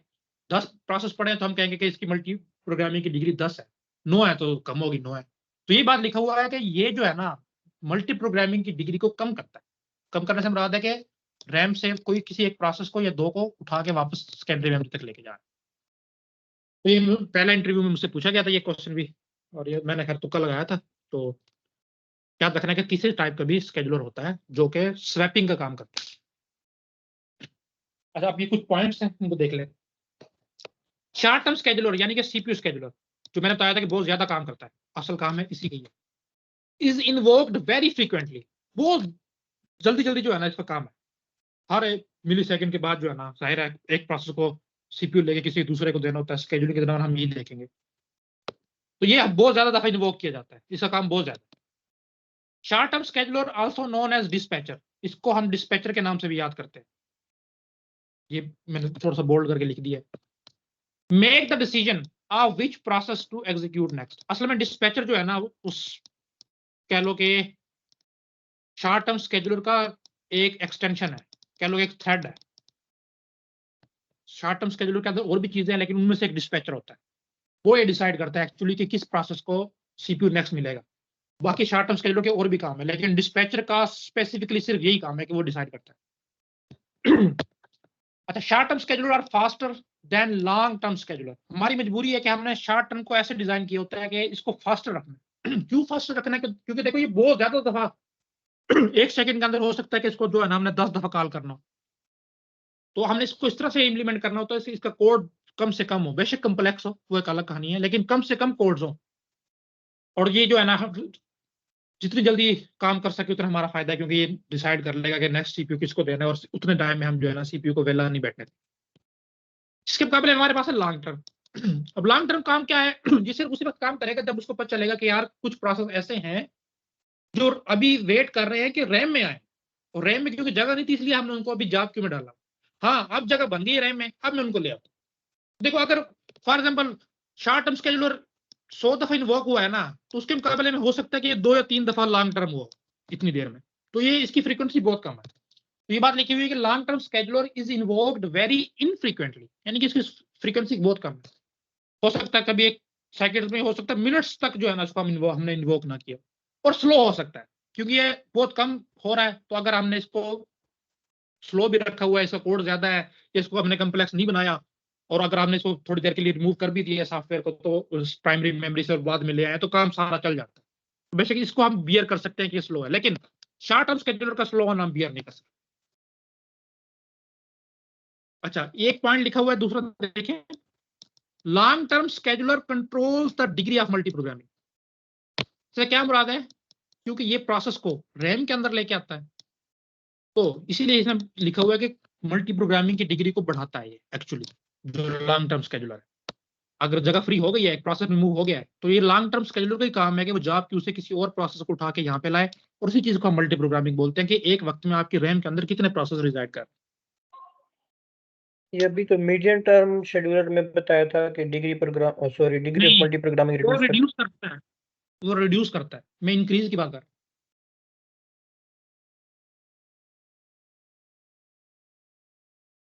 देखें जी कॉन्टेक्स्ट स्विच, अब क्योंकि आप ये ऑलरेडी हम पढ़ चुके हैं तो अब तो आपको ये आसानी से समझ आ जाएगा।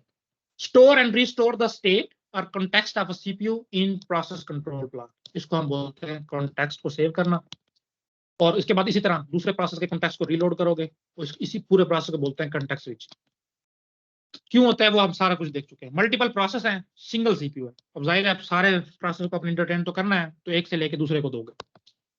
और दूसरा सूरत ये हो सकता है कि जिस प्रोसेस को आपने एक टाइम स्लाइस दी हुई थी कि इतने टाइम के लिए आपको सीपीयू मिलेगा, काम हो गया ठीक है, नहीं हुआ तो आपसे सीपीयू ले ली जाए, वो टाइम स्लाइस एक्सपायर हो गई है। दोनों तरीकों से ये कॉन्टेक्स्ट स्विचिंग पॉसिबल है। किसी एक ऑपरेटिंग सिस्टम में कॉन्टेक्स्ट स्विचिंग बहुत ज्यादा हो रही होती है तो इसलिए हमने इसको फास्ट से फास्ट रखना होता है, क्योंकि जितना ये कॉन्टेक्स्ट स्विचिंग का टाइम है ना, ये ओवरहेड टू सीपीयू है, इस दौरान सीपीयू को यूजफुल वर्क नहीं करता, तो हमने इसको फास्ट रखना है ताकि कम से कम जो है ना सीपीयू को फ्री रखना पड़े। तो ये बात लिखी हुई कि मस्ट बी फास्ट, लेकिन मसला ये कि कैसे हम फास्ट रख सकते हैं, उसके मुख्तलिफ तरीके हैं। जो एक दो मैंने पढ़े वो मैं आपको बता देता हूँ। देखो, एक है सिंगल मशीन इंस्ट्रक्शन। अब क्या है कि कॉन्टेक्स्ट जब भी आप सेव करते हो, मल्टीपल आपके पास ऐसे पैरामीटर्स हैं जो मैंने बताए थे कि उसकी स्टेट भी सेव रखनी है आपने, पीसीबी का रिकॉर्ड भी, बाकी रजिस्टर्स का भी, और उसकी मेमोरी की इंफॉर्मेशन भी, आईओ इंफॉर्मेशन भी, अकाउंटिंग इंफॉर्मेशन, काफी सारी चीजें थी। तो आपने जो है ना एक इंस्ट्रक्शन ही ऐसी बना ली है, लेट्स से मैंने एक फंक्शन बना लिया है, मैं फंक्शन से आपको समझाता हूँ, आपको ज्यादा समझ आएगा, सेव के नाम से। और इसके अंदर जो है ना मैंने बहुत कॉम्प्लेक्स करके जो है ना एक आधी लाइन में जो है ना बता दिया कि जब भी ये फंक्शन कॉल होगा ना तो इन इन रजिस्टर्स का, इन इन पीसीबी की चीजों का सारा का सारा डाटा जो है ना सेव कर लिया जाएगा। तो जब भी मुझे कॉन्टेक्स्ट अब सेव करवाना है ना, मैं सेव के फंक्शन को कॉल करूंगा और ये सिंगल इंस्ट्रक्शन में ही सारे का सारा डाटा जो है ना सेव करवा देगा। तो ये बात यहाँ पे लिखी हुई कि सिंगल और मशीन इंस्ट्रक्शन, यानी कि अंडरलाइन मशीन कोड में वो डायरेक्ट आपने सिर्फ एक ही दफा किया और within second, millisecond जो है ना आपका सारे का सारा कॉन्टेक्स्ट सेव हो गया, ताकि इससे क्या है कि सीपीयू को फौरन से सेव किया वो मिल जाए और वो नेक्स्ट अपना काम शुरू करते हैं, सीपीयू को फ्री ना बैठना। दूसरा एक तरीका इसके थ्रू पॉसिबल है कि मल्टीपल सेट ऑफ रजिस्टर्स, ये थोड़ा सा कॉस्टली है। क्या कहता है, ये कहता है कि हर एक प्रोसेस के लिए जो है ना आप रजिस्टर अलग अलग रखो।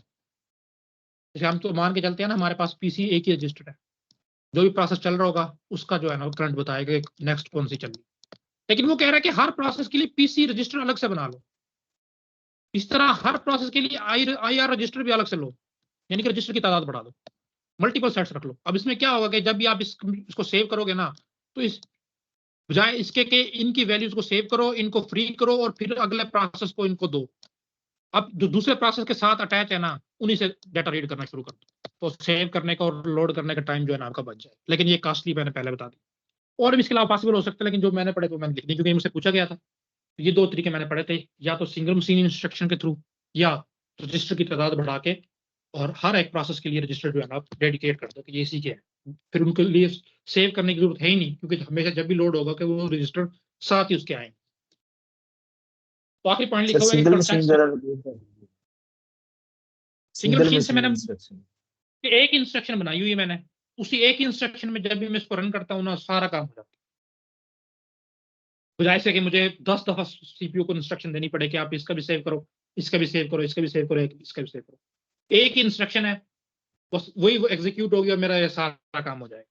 हाँ ये कम्प्लेक्स होगी, बहुत ज्यादा कम्प्लेक्स होगी, लेकिन पॉसिबल है इसके थ्रू इम्प्लीमेंट करना।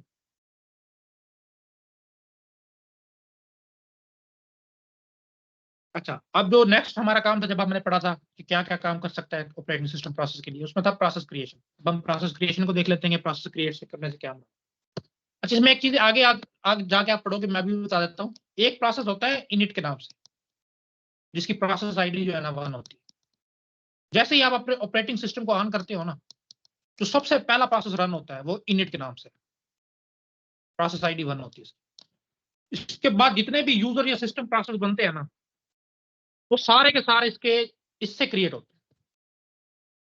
यानी अगर कोई एक प्रोसेस है ना जिसको आप कहो, क्योंकि अभी हम पढ़ेंगे पेरेंट चाइल्ड के कंसेप्ट को, तो बेशक कोई भी प्रोसेस है वो कम से कम इनिट प्रोसेस का चाइल्ड तो लाजमी होगा। तो प्रोसेस हमेशा इसी तरह से क्रिएट होते हैं कि एक पेरेंट प्रोसेस होता है, वो जो है ना अपने चाइल्ड प्रोसेस को क्रिएट करता है, और वो इन रिटर्न चाइल्ड प्रोसेस को क्रिएट करता है, और इस तरह ट्री बनता जाता है। तो कभी भी प्रोसेस खुद से क्रिएट नहीं हो सकता, हमेशा उसको एक पेरेंट प्रोसेस क्रिएट करेगा। इसलिए मैंने पहले ही बता दिया कि आपको सर इस तरह, तो फिर पहला प्रोसेस कैसे क्रिएट होगा। जैसे ऑपरेटिंग सिस्टम रन होता है एक INIT के नाम से, जिसका प्रोसेस आईडी 1 है, ये प्रोग्राम सबसे पहले जो है ना खुद ब खुद क्रिएट हो जाता है। ये सारे प्रोसेस का जो है ना पेरेंट प्रोसेस है, और बाकी सारे प्रोसेस जब भी आप डबल क्लिक करते हो, नई गेम चलाते हो, कोई भी करते हो, वो इसी से क्रिएट होता है।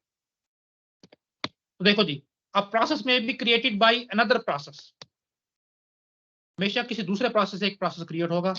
कैसे? यूनिक्स की कमांड है फोर्क, या लिनक्स का कह लो या स्पान से। अब फोर्क और स्पान में क्या फर्क है, ये आप लोगों की असाइनमेंट होगी, मैं आगे दूंगा। इन दोनों से हो सकता है पॉसिबल। अच्छा, the creating process is called parent process. जो प्रोसेस क्रिएट कर रहा है बाकी प्रोसेस को, उसको हम बोल देते हैं कि वो पेरेंट प्रोसेस है।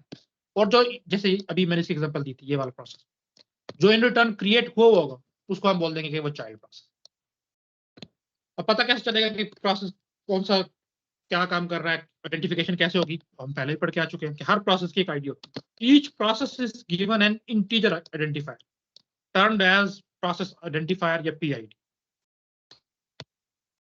Parent PID is also stored for each process. हर प्रोसेस के PCB में उसकी अपनी आईडी तो स्टोर होती है, साथ में उसके पेरेंट की आईडी भी स्टोर होती है कि ये किस पेरेंट से किस प्रोसेस ने इसको क्रिएट किया। तो मैंने बताया कि अगर किसी की आईडी, कोई भी बेशक पहला प्रोसेस आपने चलाया, तो उसकी पेरेंट आईडी में हमेशा 1 हो, इसको इनिट प्रोसेस ने क्रिएट किया। अच्छा, अब इसको शेयरिंग को देखेंगे हम। क्रिएट करना हमें पता चल गया कि कैसे क्रिएट होते हैं, ये कमांड्स है हमारे पास, और हमेशा ये बात हमें पता चल गई कि खुद से प्रोसेस को भी क्रिएट नहीं हो सकता। हमेशा एक प्रोसेस ऐसा है जो सारे प्रोसेस को क्रिएट करता है, और वो इन रिटर्न बाकियों का कर सकता है। अच्छा, both the parent and child process have the same memory image। Open file possible है कि जो है ना सारे का सारा, सभी मैंने बताया था कि एक प्रोग्राम पढ़ा है, उस पर आपने डबल क्लिक किया तो एक प्रोसेस क्रिएट हो गया, उसी में डबल क्लिक किया तो हो सकता है दूसरा भी क्रिएट हो गया। अब बिल्कुल ये सेम टू सेम होगी, सारे काम सेम करेंगे, लेकिन मेमोरी के अंदर कभी भी ये जो है ना एक ही जगह पर रिजाइड नहीं कर सकते। मेमोरी में हमेशा इनको अलग अलग मेमोरी एलोकेट होगी, इसको बोलते हैं एड्रेस स्पेस। तो इनकी एड्रेस स्पेस हमेशा डिस्टिंक्ट होगी। ये बात यहाँ पे लिखी हुई है, बेशक मेमोरी इमेज सेम हो, ओपन फाइल भी हो सकता है सेम हो, क्योंकि एक प्रोसेस है, उसको अगर मैंने बता दी कि सी में जाके आपने माई डॉक्यूमेंट्स ओपन करना है, तो उसके में जितने भी क्रिएट करता रहूं ऑब्जेक्ट या कह लो इंस्टेंट्स, तो सारे के सारे उसी फाइल को ओपन करेंगे। इन्वायरमेंट स्ट्रिंग वगैरह ये सारी चीज सेम हो सकती है, लेकिन जो आपने याद रखना है, they have distinct address space. कभी भी रैम में वो जो है ना एक दूसरे के ऊपर रिजाइड नहीं कर सकते, रैम में उनको हमेशा एक अलग जगह मिले। तो ये हमने कुछ प्रोसेस क्रिएशन को देखा, तो इसको आगे कंटिन्यू करते हैं। देखें ये शेयरिंग में देखते हैं प्रोसेस आपस में, जब एक चाइल्ड पेरेंट ने चाइल्ड बनाया, वो क्या क्या शेयर कर सकते हैं, एग्जीक्यूशन उनकी कैसे हो सकती है, इस तरह करके देखें।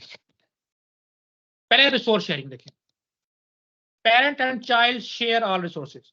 अब लेट्स से कि प्रोसेस था, उसको हमने जो है ना लेट्स से एक प्रिंटर की, एक स्कैनर की, और लेट्स से ये कोई तीसरी प्रोसेस है, लेट्स से मैं कह लेता हूं रिसोर्स 1 है कोई आर्बिट्रेरी, इसकी हमने इजाजत दी हुई थी। अब इसने जो है ना कोई एक चाइल्ड प्रोसेस क्रिएट किया। तो पहला पॉइंट कहता है कि जो प्रोसेस पेरेंट था वो जिन रिसोर्सेज को यूज कर सकता था, इसने सारे के सारे इसके साथ शेयर कर लिए। अब ये चाइल्ड प्रोसेस भी है ना, पेरेंट प्रोसेस के तमाम रिसोर्सेज को शेयर यूज कर सकता है, उसको सारा जो भी काम ले सकता है। एक सिनेरियो ये। दूसरा देखो, चिल्ड्रन शेयर सब set of parent sources. Parent ने कहा नहीं भाई ठीक है, आप जो है ना प्रिंटर भी यूज कर लो और ये स्कैनर भी कर लो, लेकिन जो तीसरा रिसोर्स है ना जिसको मैंने R1 कहा, इसको आप मैं अलाउ नहीं करता, ये सिर्फ मेरे पास ही है। तो ये इसमें हमने कहा है कि सबसेट ऑफ रिसोर्सेज जो पेरेंट यूज कर रहा था उसका सबसेट। और तीसरा क्या है कि parent and child share no resources. Parent ने सिर्फ उसको क्रिएट किया है, अपना कोई भी रिसोर्स के साथ शेयर नहीं किया। तो चाइल्ड क्या करेगा, अपने लिए अलग से डिमांड करेगा ऑपरेटिंग सिस्टम से, मुझे जो भी इसको रिसोर्सेज चाहिए होगा ये दिया जाए, तो ऑपरेटिंग सिस्टम उसको अलग से जो है ना एलोकेट करवाएगा। ये तीन चीजें पॉसिबल है रिसोर्स शेयरिंग के द्वारा। देखो एग्जीक्यूशन क्या कैसे पॉसिबल है। Parent and children execute concurrently. Parent ने इसको प्रोसेस को क्रिएट कर दिया, लेट्स से इसकी तीसरी इंस्ट्रक्शन थी कि आप 4 कमांड थी, तीसरी इंस्ट्रक्शन चली, उससे क्या हुआ, तो एक प्रोसेस क्रिएट हो गया। तो उसके बाद उसपे 4 इंस्ट्रक्शन थी, उस पर सीपीयू अभी मूव कर रहा है, लेकिन इसी दौरान ये जो प्रोसेस है ना, ये एक चाइल्ड प्रोसेस क्रिएट हो गया, और लेट्स से सीपीयू मेरे पास मल्टीपल है, सीपीयू 2 फ्री था, उसने इस पे काम करना शुरू कर दिया। तो पॉसिबल है कि एक पेरेंट ने एक चाइल्ड प्रोसेस को क्रिएट किया और दोनों जो है ना कंकरेंटली वर्क कर रहे हैं। ठीक है जी। दूसरा सिनेरियो क्या है मेरे पास, देखो parent waits until children terminate, और मैंने आगे लिखा है वेट सिस्टम का। क्या होगा जी, देखो उसने 4 सिस्टम कॉल की, उससे एक चाइल्ड प्रोसेस क्रिएट होगा, उसके बाद नेक्स्ट स्टेटमेंट हमेशा होगी वेट की, पेरेंट प्रोसेस की मैं बात कर। अब उसके बाद जब भी वेट कॉल करेगा ना, वो वेटिंग में चला जाएगा, वो वेट करेगा कि जो मैंने चाइल्ड प्रोसेस क्रिएट किया है उसकी एग्जीक्यूशन कंप्लीट हो, तो वो अपने सारे के सारे एग्जीक्यूशन को कंप्लीट करेगा, और उसके बाद जब भी वेट कॉल हुई होगी ना, ये एक वैल्यू रिटर्न करेगा।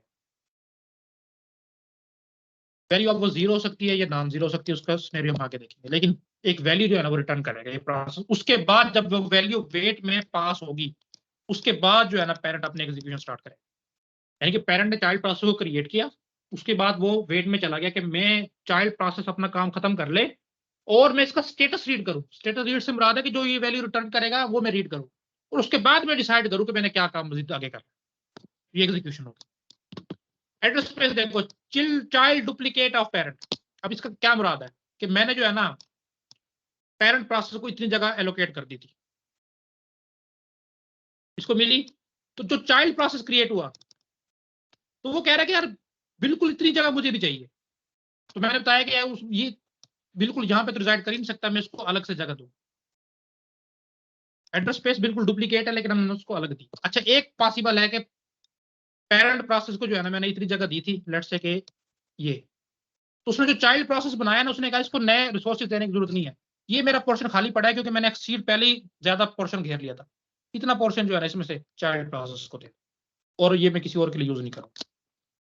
2 तरीके से पॉसिबल है कि या तो वो अपना अलग एड्रेस स्पेस बनाए, या प्रोसेस चाइल्ड पेरेंट प्रोसेस था उसी में से जो है ना जगह हम इसको देते हैं। ये पॉसिबल आपको पता है, रियल लाइफ में भी होता है। लेट्स से आपको कोई दोस्त आए, ये एक तो ये कि आप उसको अलग कमरा दे दो अपने घर में, कोई मेहमान आए, या अपने साथ इसको एडजस्ट कर लो, ये तो बिल्कुल एक सिंपल स्नेरियो।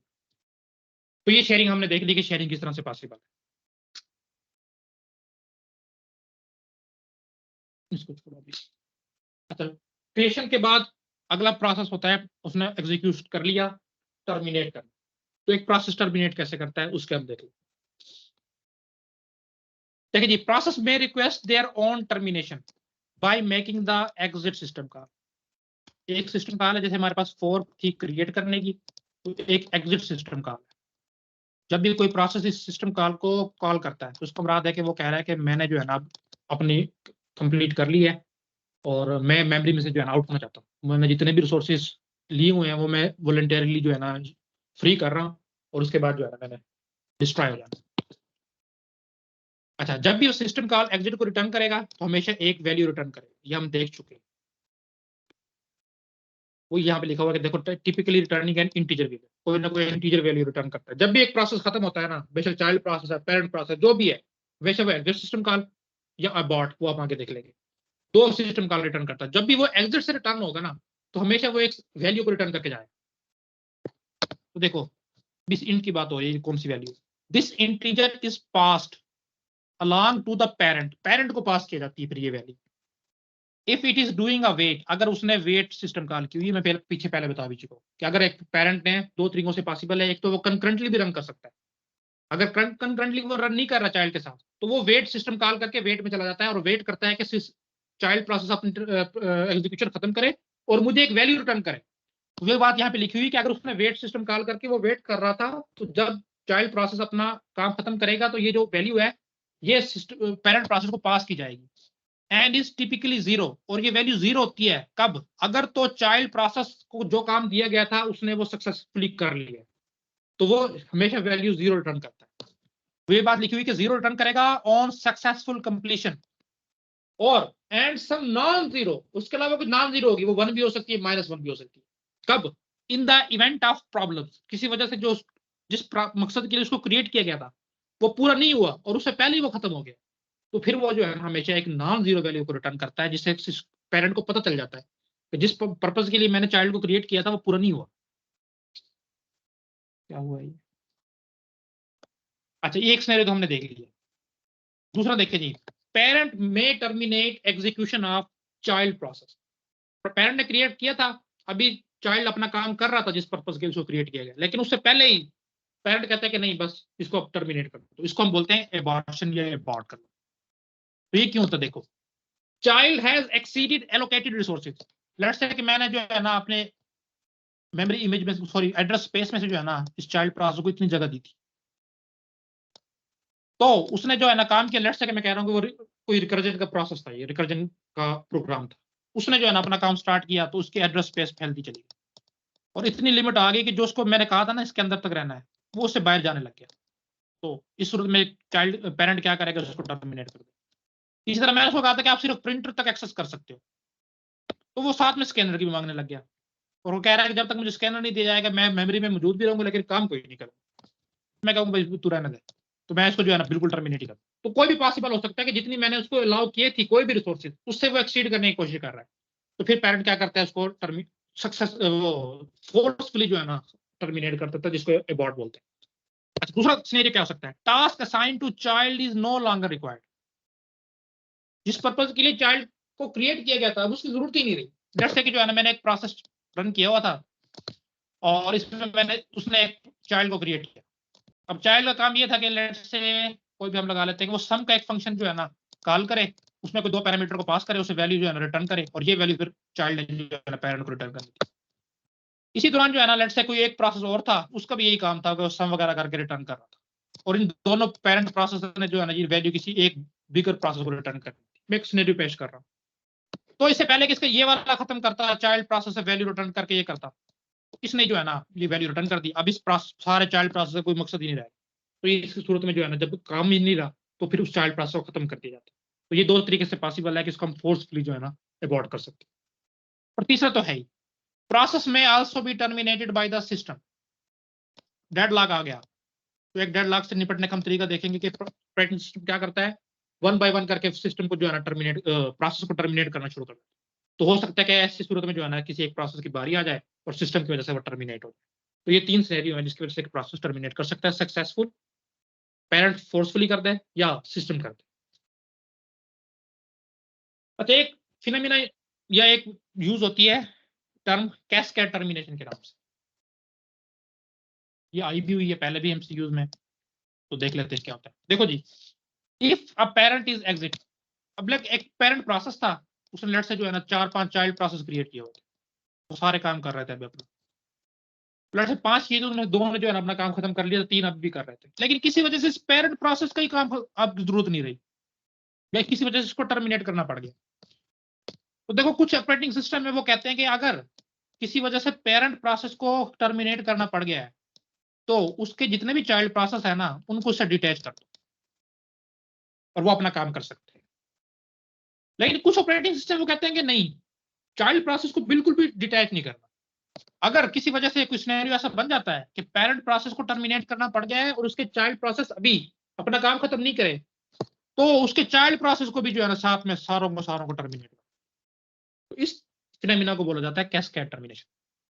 यही बात लिखी हुई कि some operating system do not allow child to continue if it's parent terminates, all children terminated. तो उसके साथ क्या होगा, अगर पेरेंट टर्मिनेट कर गया तो सारे के सारे चिल्ड्रन भी टर्मिनेट कर जाएंगे। तो इस फिनोमेना को बोलते हैं कैस्केड टर्मिनेशन। इससे रिलेटेड एक एमसीक्यूज आता है और अक्सर आप गलत करके आते हैं। बिल्कुल ये उसकी कंटेंट है। क्या लिखा होता है कि cascading termination refers to termination of all child process if the parent process terminates. अब जो पेरेंट प्रोसेस है वो टर्मिनेट किस वजह से हो रहा है? अपना काम खत्म कर लिया तब हो रहा है या किसी और वजह से उसको अबॉर्ट किया जा रहा है? कौन से सिनेरियो में कैस्केड टर्मिनेशन होती है? नॉर्मली से मुराद है कि उसका काम खत्म हो गया था पेरेंट का और वो खुद एग्जिट सिस्टम कॉल करके टर्मिनेट हो रहा है। अब नॉर्मली से मुराद है कि नहीं, फोर्सफुली उसको अबॉर्ट किया जा रहा है, तो उसके ऊपर भी कोई ना कोई तो पेरेंट तो होगा, वो कर सकता है।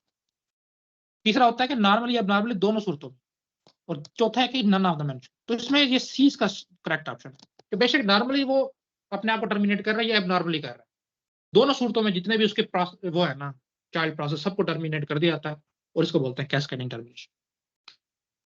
अच्छा, कुछ ये प्रोसेस की टाइप्स हैं, इनमें से एक मुझसे इंटरव्यू में पूछी जा चुकी है, तो फिर जैसे मिलती जुलती थी वो मैंने बाकी भी शामिल कर दी। देखो ऑर्फन प्रोसेस क्या होता है? ऑर्फन कहते हैं ये टीम को, ये टीम प्रोसेस होने से क्या मुराद है? ऐसा process whose parent process has finished, जिसका पेरेंट प्रोसेस जो है ना उसने अपना काम खत्म कर लिया, हो इट रिमेन्स रनिंग इटसेल्फ, जबकि चाइल्ड जो है ना बजाते खुद रन कर। क्यों, कैसे हो सकता है? देखो मैंने अभी बताया था कि जब भी पेरेंट प्रोसेस जो है ना किसी चाइल्ड प्रोसेस को कॉल करता है, तो अगर तो उसने वेट का सिस्टम कॉल किया है, उसका मुराद है कि इस चाइल्ड जब तक ये टर्मिनेट होके अपनी एक वैल्यू रिटर्न नहीं करेगा तब तक वो हमेशा वेट में रहे। तो लेट्स से मैं कहता हूं कि जिसकी बाकी सारी की सारी इंस्ट्रक्शन जो है ना वो कंप्लीट हो चुकी हैं, सिर्फ और सिर्फ उसको अपने चाइल्ड का एग्जिट स्टेटस चाहिए। जैसे उसको एग्जिट स्टेटस मिलेगा ये भी कंप्लीट अपने आप को एग्जिट कर देगा। अब देखो उसका सारा काम कंप्लीट हो चुका है लेकिन वो स्टिल वेट कर रहा है कि मुझे अपने चाइल्ड की तरफ से एग्जिट स्टेटस मिले, फिर उसके बाद में एग्जिट करूं। तो इस सूरत में हम कहते हैं कि देखो ये जो प्रोसेस है ना अब ये ऑर्फन हो चुका है, क्योंकि इसका जो मेन प्रोसेस था ना वो अपना काम खत्म कर चुका है और ये अभी तक चला हुआ है। तो ये देखो अनइंटेंशनली भी हो सकता है कि आपने डिजाइन करते हुए ऐसा कर दिया कि सारा काम पेरेंट प्रोसेस क्रिएट कर दिया और बिल्कुल लास्ट स्टेटमेंट आपने जो है ना वेट की कॉल की, बाकी काम वो सारा कर चुका है। ये प्रोग्रामेटिकली जो है ना किसी की लॉजिक पे डिपेंड करता है। अनइंटेंशनली भी हो सकता है कि आपसे वैसे ही हो गया, आपका मकसद नहीं था किसी को ऑर्फन करना। और एक इंटेंशनली भी होता है। इंटेंशनली क्यों होता है? देखो क्या होता है कि इसके बाद क्या होगा, सारी अपने स्टेटमेंट जब रन कर लेगा ना ये, तो उसके बाद जाहिर है इसको सीपीयू को नहीं मिलेगा क्योंकि तो वेट में है, ये रैम के अंदर मतलब रेडी क्यू में तो नहीं रहेगा, ये वेटिंग स्टेट में चला जाता है। और इसका जो क्या कहते हैं उसको प्रोसेस टेबल होता है ना, सिर्फ उसमें एंट्री इसकी अभी मौजूद होती है पेरेंट की कि हाँ अभी कोई प्रोसेस अभी सिस्टम में रिजाइड कर रहा है, वैसे अपना काम ये खत्म कर चुका होता है। तो इसको हम इन अनइंटेंशनली तो मैंने बता दी कि प्रोग्रामेटिकली जिसने भी कोडिंग की थी उससे कोई इस तरह की लॉजिक नहीं बनी और उसने बगैर ध्यान किए लिख दिया। इंटेंशनली क्यों होता है? तो कुछ प्रोसेस होते हैं वो क्या करते हैं कि चाइल्ड प्रोसेस को बना के ना और कोई ऐसी प्रोग्रामिंग इसमें कर देते हैं कि ये जो है ना रनिंग करता रहे और अपने आप से ना इसको डी अटैच कर देते हैं। अब डी अटैच होके वो तो चला गया पेरेंट प्रोसेस, ये चाइल्ड प्रोसेस जो है ना अपना काम करता रहता है। और अब जाहिर है इसने जो है ना किसी को वैल्यू रिटर्न करनी होती है, जो भी चक्कर शक्कर है, तो ये एज अ बैकग्राउंड प्रोसेस काम करता है। आपको नहीं पता होता ये कोई प्रोसेस काम कर रहा है, लेकिन ये एक्चुअली बैकग्राउंड प्रोसेस के तौर पर काम करता है। जितने भी ट्रोजन हॉर्स वगैरह के साथ वायरस होते हैं वो इसी तरह से काम करते हैं। आपने एक दफा रन किया ना तो ये एक चाइल्ड प्रोसेस क्रिएट करके ना खुद टर्मिनेट हो जाता है। तो आप कहते हो यार आया तो था कुछ चीज लेकिन वो चली गई है, अगर वायरस भी था तो बंद हो गई, लेकिन इस दौरान वो अपना काम कर चुका होता है। वो एक चाइल्ड प्रोसेस क्रिएट करके जो है ना रैम के अंदर छोड़ चुका होता है और खुद से डिटैच कर चुका होता है। अब आप इसके जाके आगे आप चलोगे, बताऊंगा कि प्रोसेस को कैसे चेक करते हैं, उसकी आईडी क्या है, उसने कितने चाइल्ड क्रिएट किए हुए हैं। तो जब आप जाके चेक करोगे ना तो ये आपको तब कहीं मिलेगा ही नहीं। आप कहोगे ये तो कुछ चीज मेरे सिस्टम में रन कर ही नहीं रही। एक्सप्लोरर में जाके देखोगे इस प्रोसेस की एंट्री भी नहीं होगी बिल्कुल, क्योंकि बिल्कुल डिटैच होकर जो है ना किसी पेरेंट कुछ ना कुछ अब रिटर्न करनी तो थी लेकिन पेरेंट ही चला गया। तो बस ये इसका काम ये है कि बैकग्राउंड में रन करता रहेगा। तो दो तरीकों से पॉसिबल है ऑफन होना, एक तो प्रोग्रामेटिकली जिसने कोडिंग की है उससे कोई अनइंटेंशनली हो गया, या जानबूझ के भी वो कर सकता है क्योंकि मेरे अपने चाइल्ड पेरेंट प्रोसेस से मैं इसको डिटैच कर दूं और ये बैकग्राउंड प्रोसेस रन करता है। तो अगला जो हमारे पास है वो डीमन प्रोसेस के नाम से। तो डीमन प्रोसेस याद रखना ऐसा प्रोसेस होता है जो बैकग्राउंड में काम करता है, और ये वही प्रोसेस है जिसको आपने इंटेंशनली ऑर्फन किया हो, जिसके अभी मैंने ऊपर एग्जांपल दी। देखो run as a background process, daemon process वो प्रोसेस है जो बैकग्राउंड में रन करता है, जो यूजर जिसके साथ इंटरेक्ट नहीं कर सकता। क्या पहचान इसकी? End with the letter D, ऐसे प्रोसेस के आखिर में जो है ना लेटर डी आता है, जैसे सिस लॉग डी डीमन प्रोसेस है जो सिस्टम के लॉग को मेंटेन करता है। SSHD सिक्योर शेल एक डीमन प्रोसेस है जो सिक्योर शेल हम आगे देखेंगे कम्युनिकेशन के दौरान उसके लिए यूज होता है।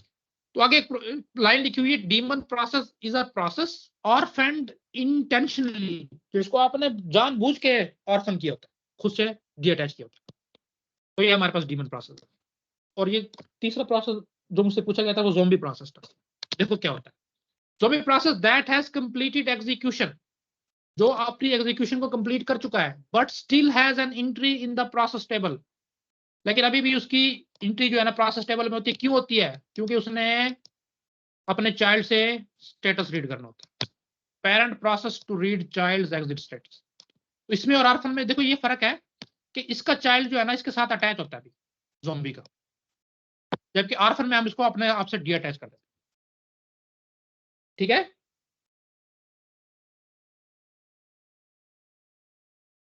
तो याद रखना ना, ज़ोंबी प्रोसेस इसलिए कहा जाता है क्योंकि उसने अपना काम खत्म कर लिया, लेकिन इसके बावजूद जो है ना वो डेड नहीं हो रहा। अनडेड पर्सन को आप ज़ोंबी बोलते हो ना, तो इससे उसका नाम निकला है कि काम खत्म कर चुका है लेकिन अभी भी जो है ना अपनी एंट्री प्रोसेस टेबल में उसने रखी हुई है। अच्छा, किल कमांड क्या होती है, मैं थोड़ा सा इसको बता देता हूँ। किल कमांड आप किसी भी प्रोसेस पे अप्लाई करते हो ना, बेशक वो अपना काम खत्म कर चुका है नहीं कर चुका, वो टर्मिनेट हो जाता है। फोर्सफुली किसी प्रोसेस को टर्मिनेट करना तो किल कमांड यूज होती है। तो आपने मुझे बताना है कि ज़ोंबी प्रोसेस पे अगर मैं किल कमांड को अप्लाई करूं तो उसका रिजल्ट क्या होगा, क्योंकि हमने कह दिया ना कि वो किल नहीं हो रहा होता, डेड नहीं हो रहा होता, अनडेड कंडीशन में पड़ा रहता है। तो मैं चाहता हूं कि इसको फोर्सफुली कर दूं, तो अगर मैं किसी ज़ोंबी प्रोसेस पे किल कमांड को अप्लाई करता हूं तो उसका क्या रिएक्शन होगा? बहुत है या शुरू आगे पढ़े? नहीं सर, काफी अच्छा है। बहुत है। चलो अच्छा ठीक है, ये क्योंकि ये डायरेक्ट टॉपिक स्टार्ट किल हो डिलीट करते हैं। सर किल किल और कमांड जो है अबॉर्ट ना में क्या डिफरेंस है? सर किल और देखो अबॉर्ट का क्या डिफरेंस होगा? देखो अबॉर्ट जो है ना वो कोई सिस्टम कॉल नहीं है, अबॉर्ट एक प्रोसेस है सक्सेसफुली फोर्सफुली खत्म करने का। फोर्सफुली खत्म करने के तरीके हैं काफी सारे, उनमें से किल कमांड के थ्रू भी है कि अगर आप किसी भी ठीक है, प्रोसेस पे किल कमांड अप्लाई करते हो ना तो वो अबॉर्ट हो जाता है। ठीक है। टर्मिनेट करना या डिलीट करना, किल से क्या होता है? टर्मिनेट टर्मिनेट तो आपने बताना है कि ये ज़ोंबी प्रोसेस को टर्मिनेट यानी कि किल करेगा या नहीं करेगा। अगर नहीं करेगा तो फिर कैसे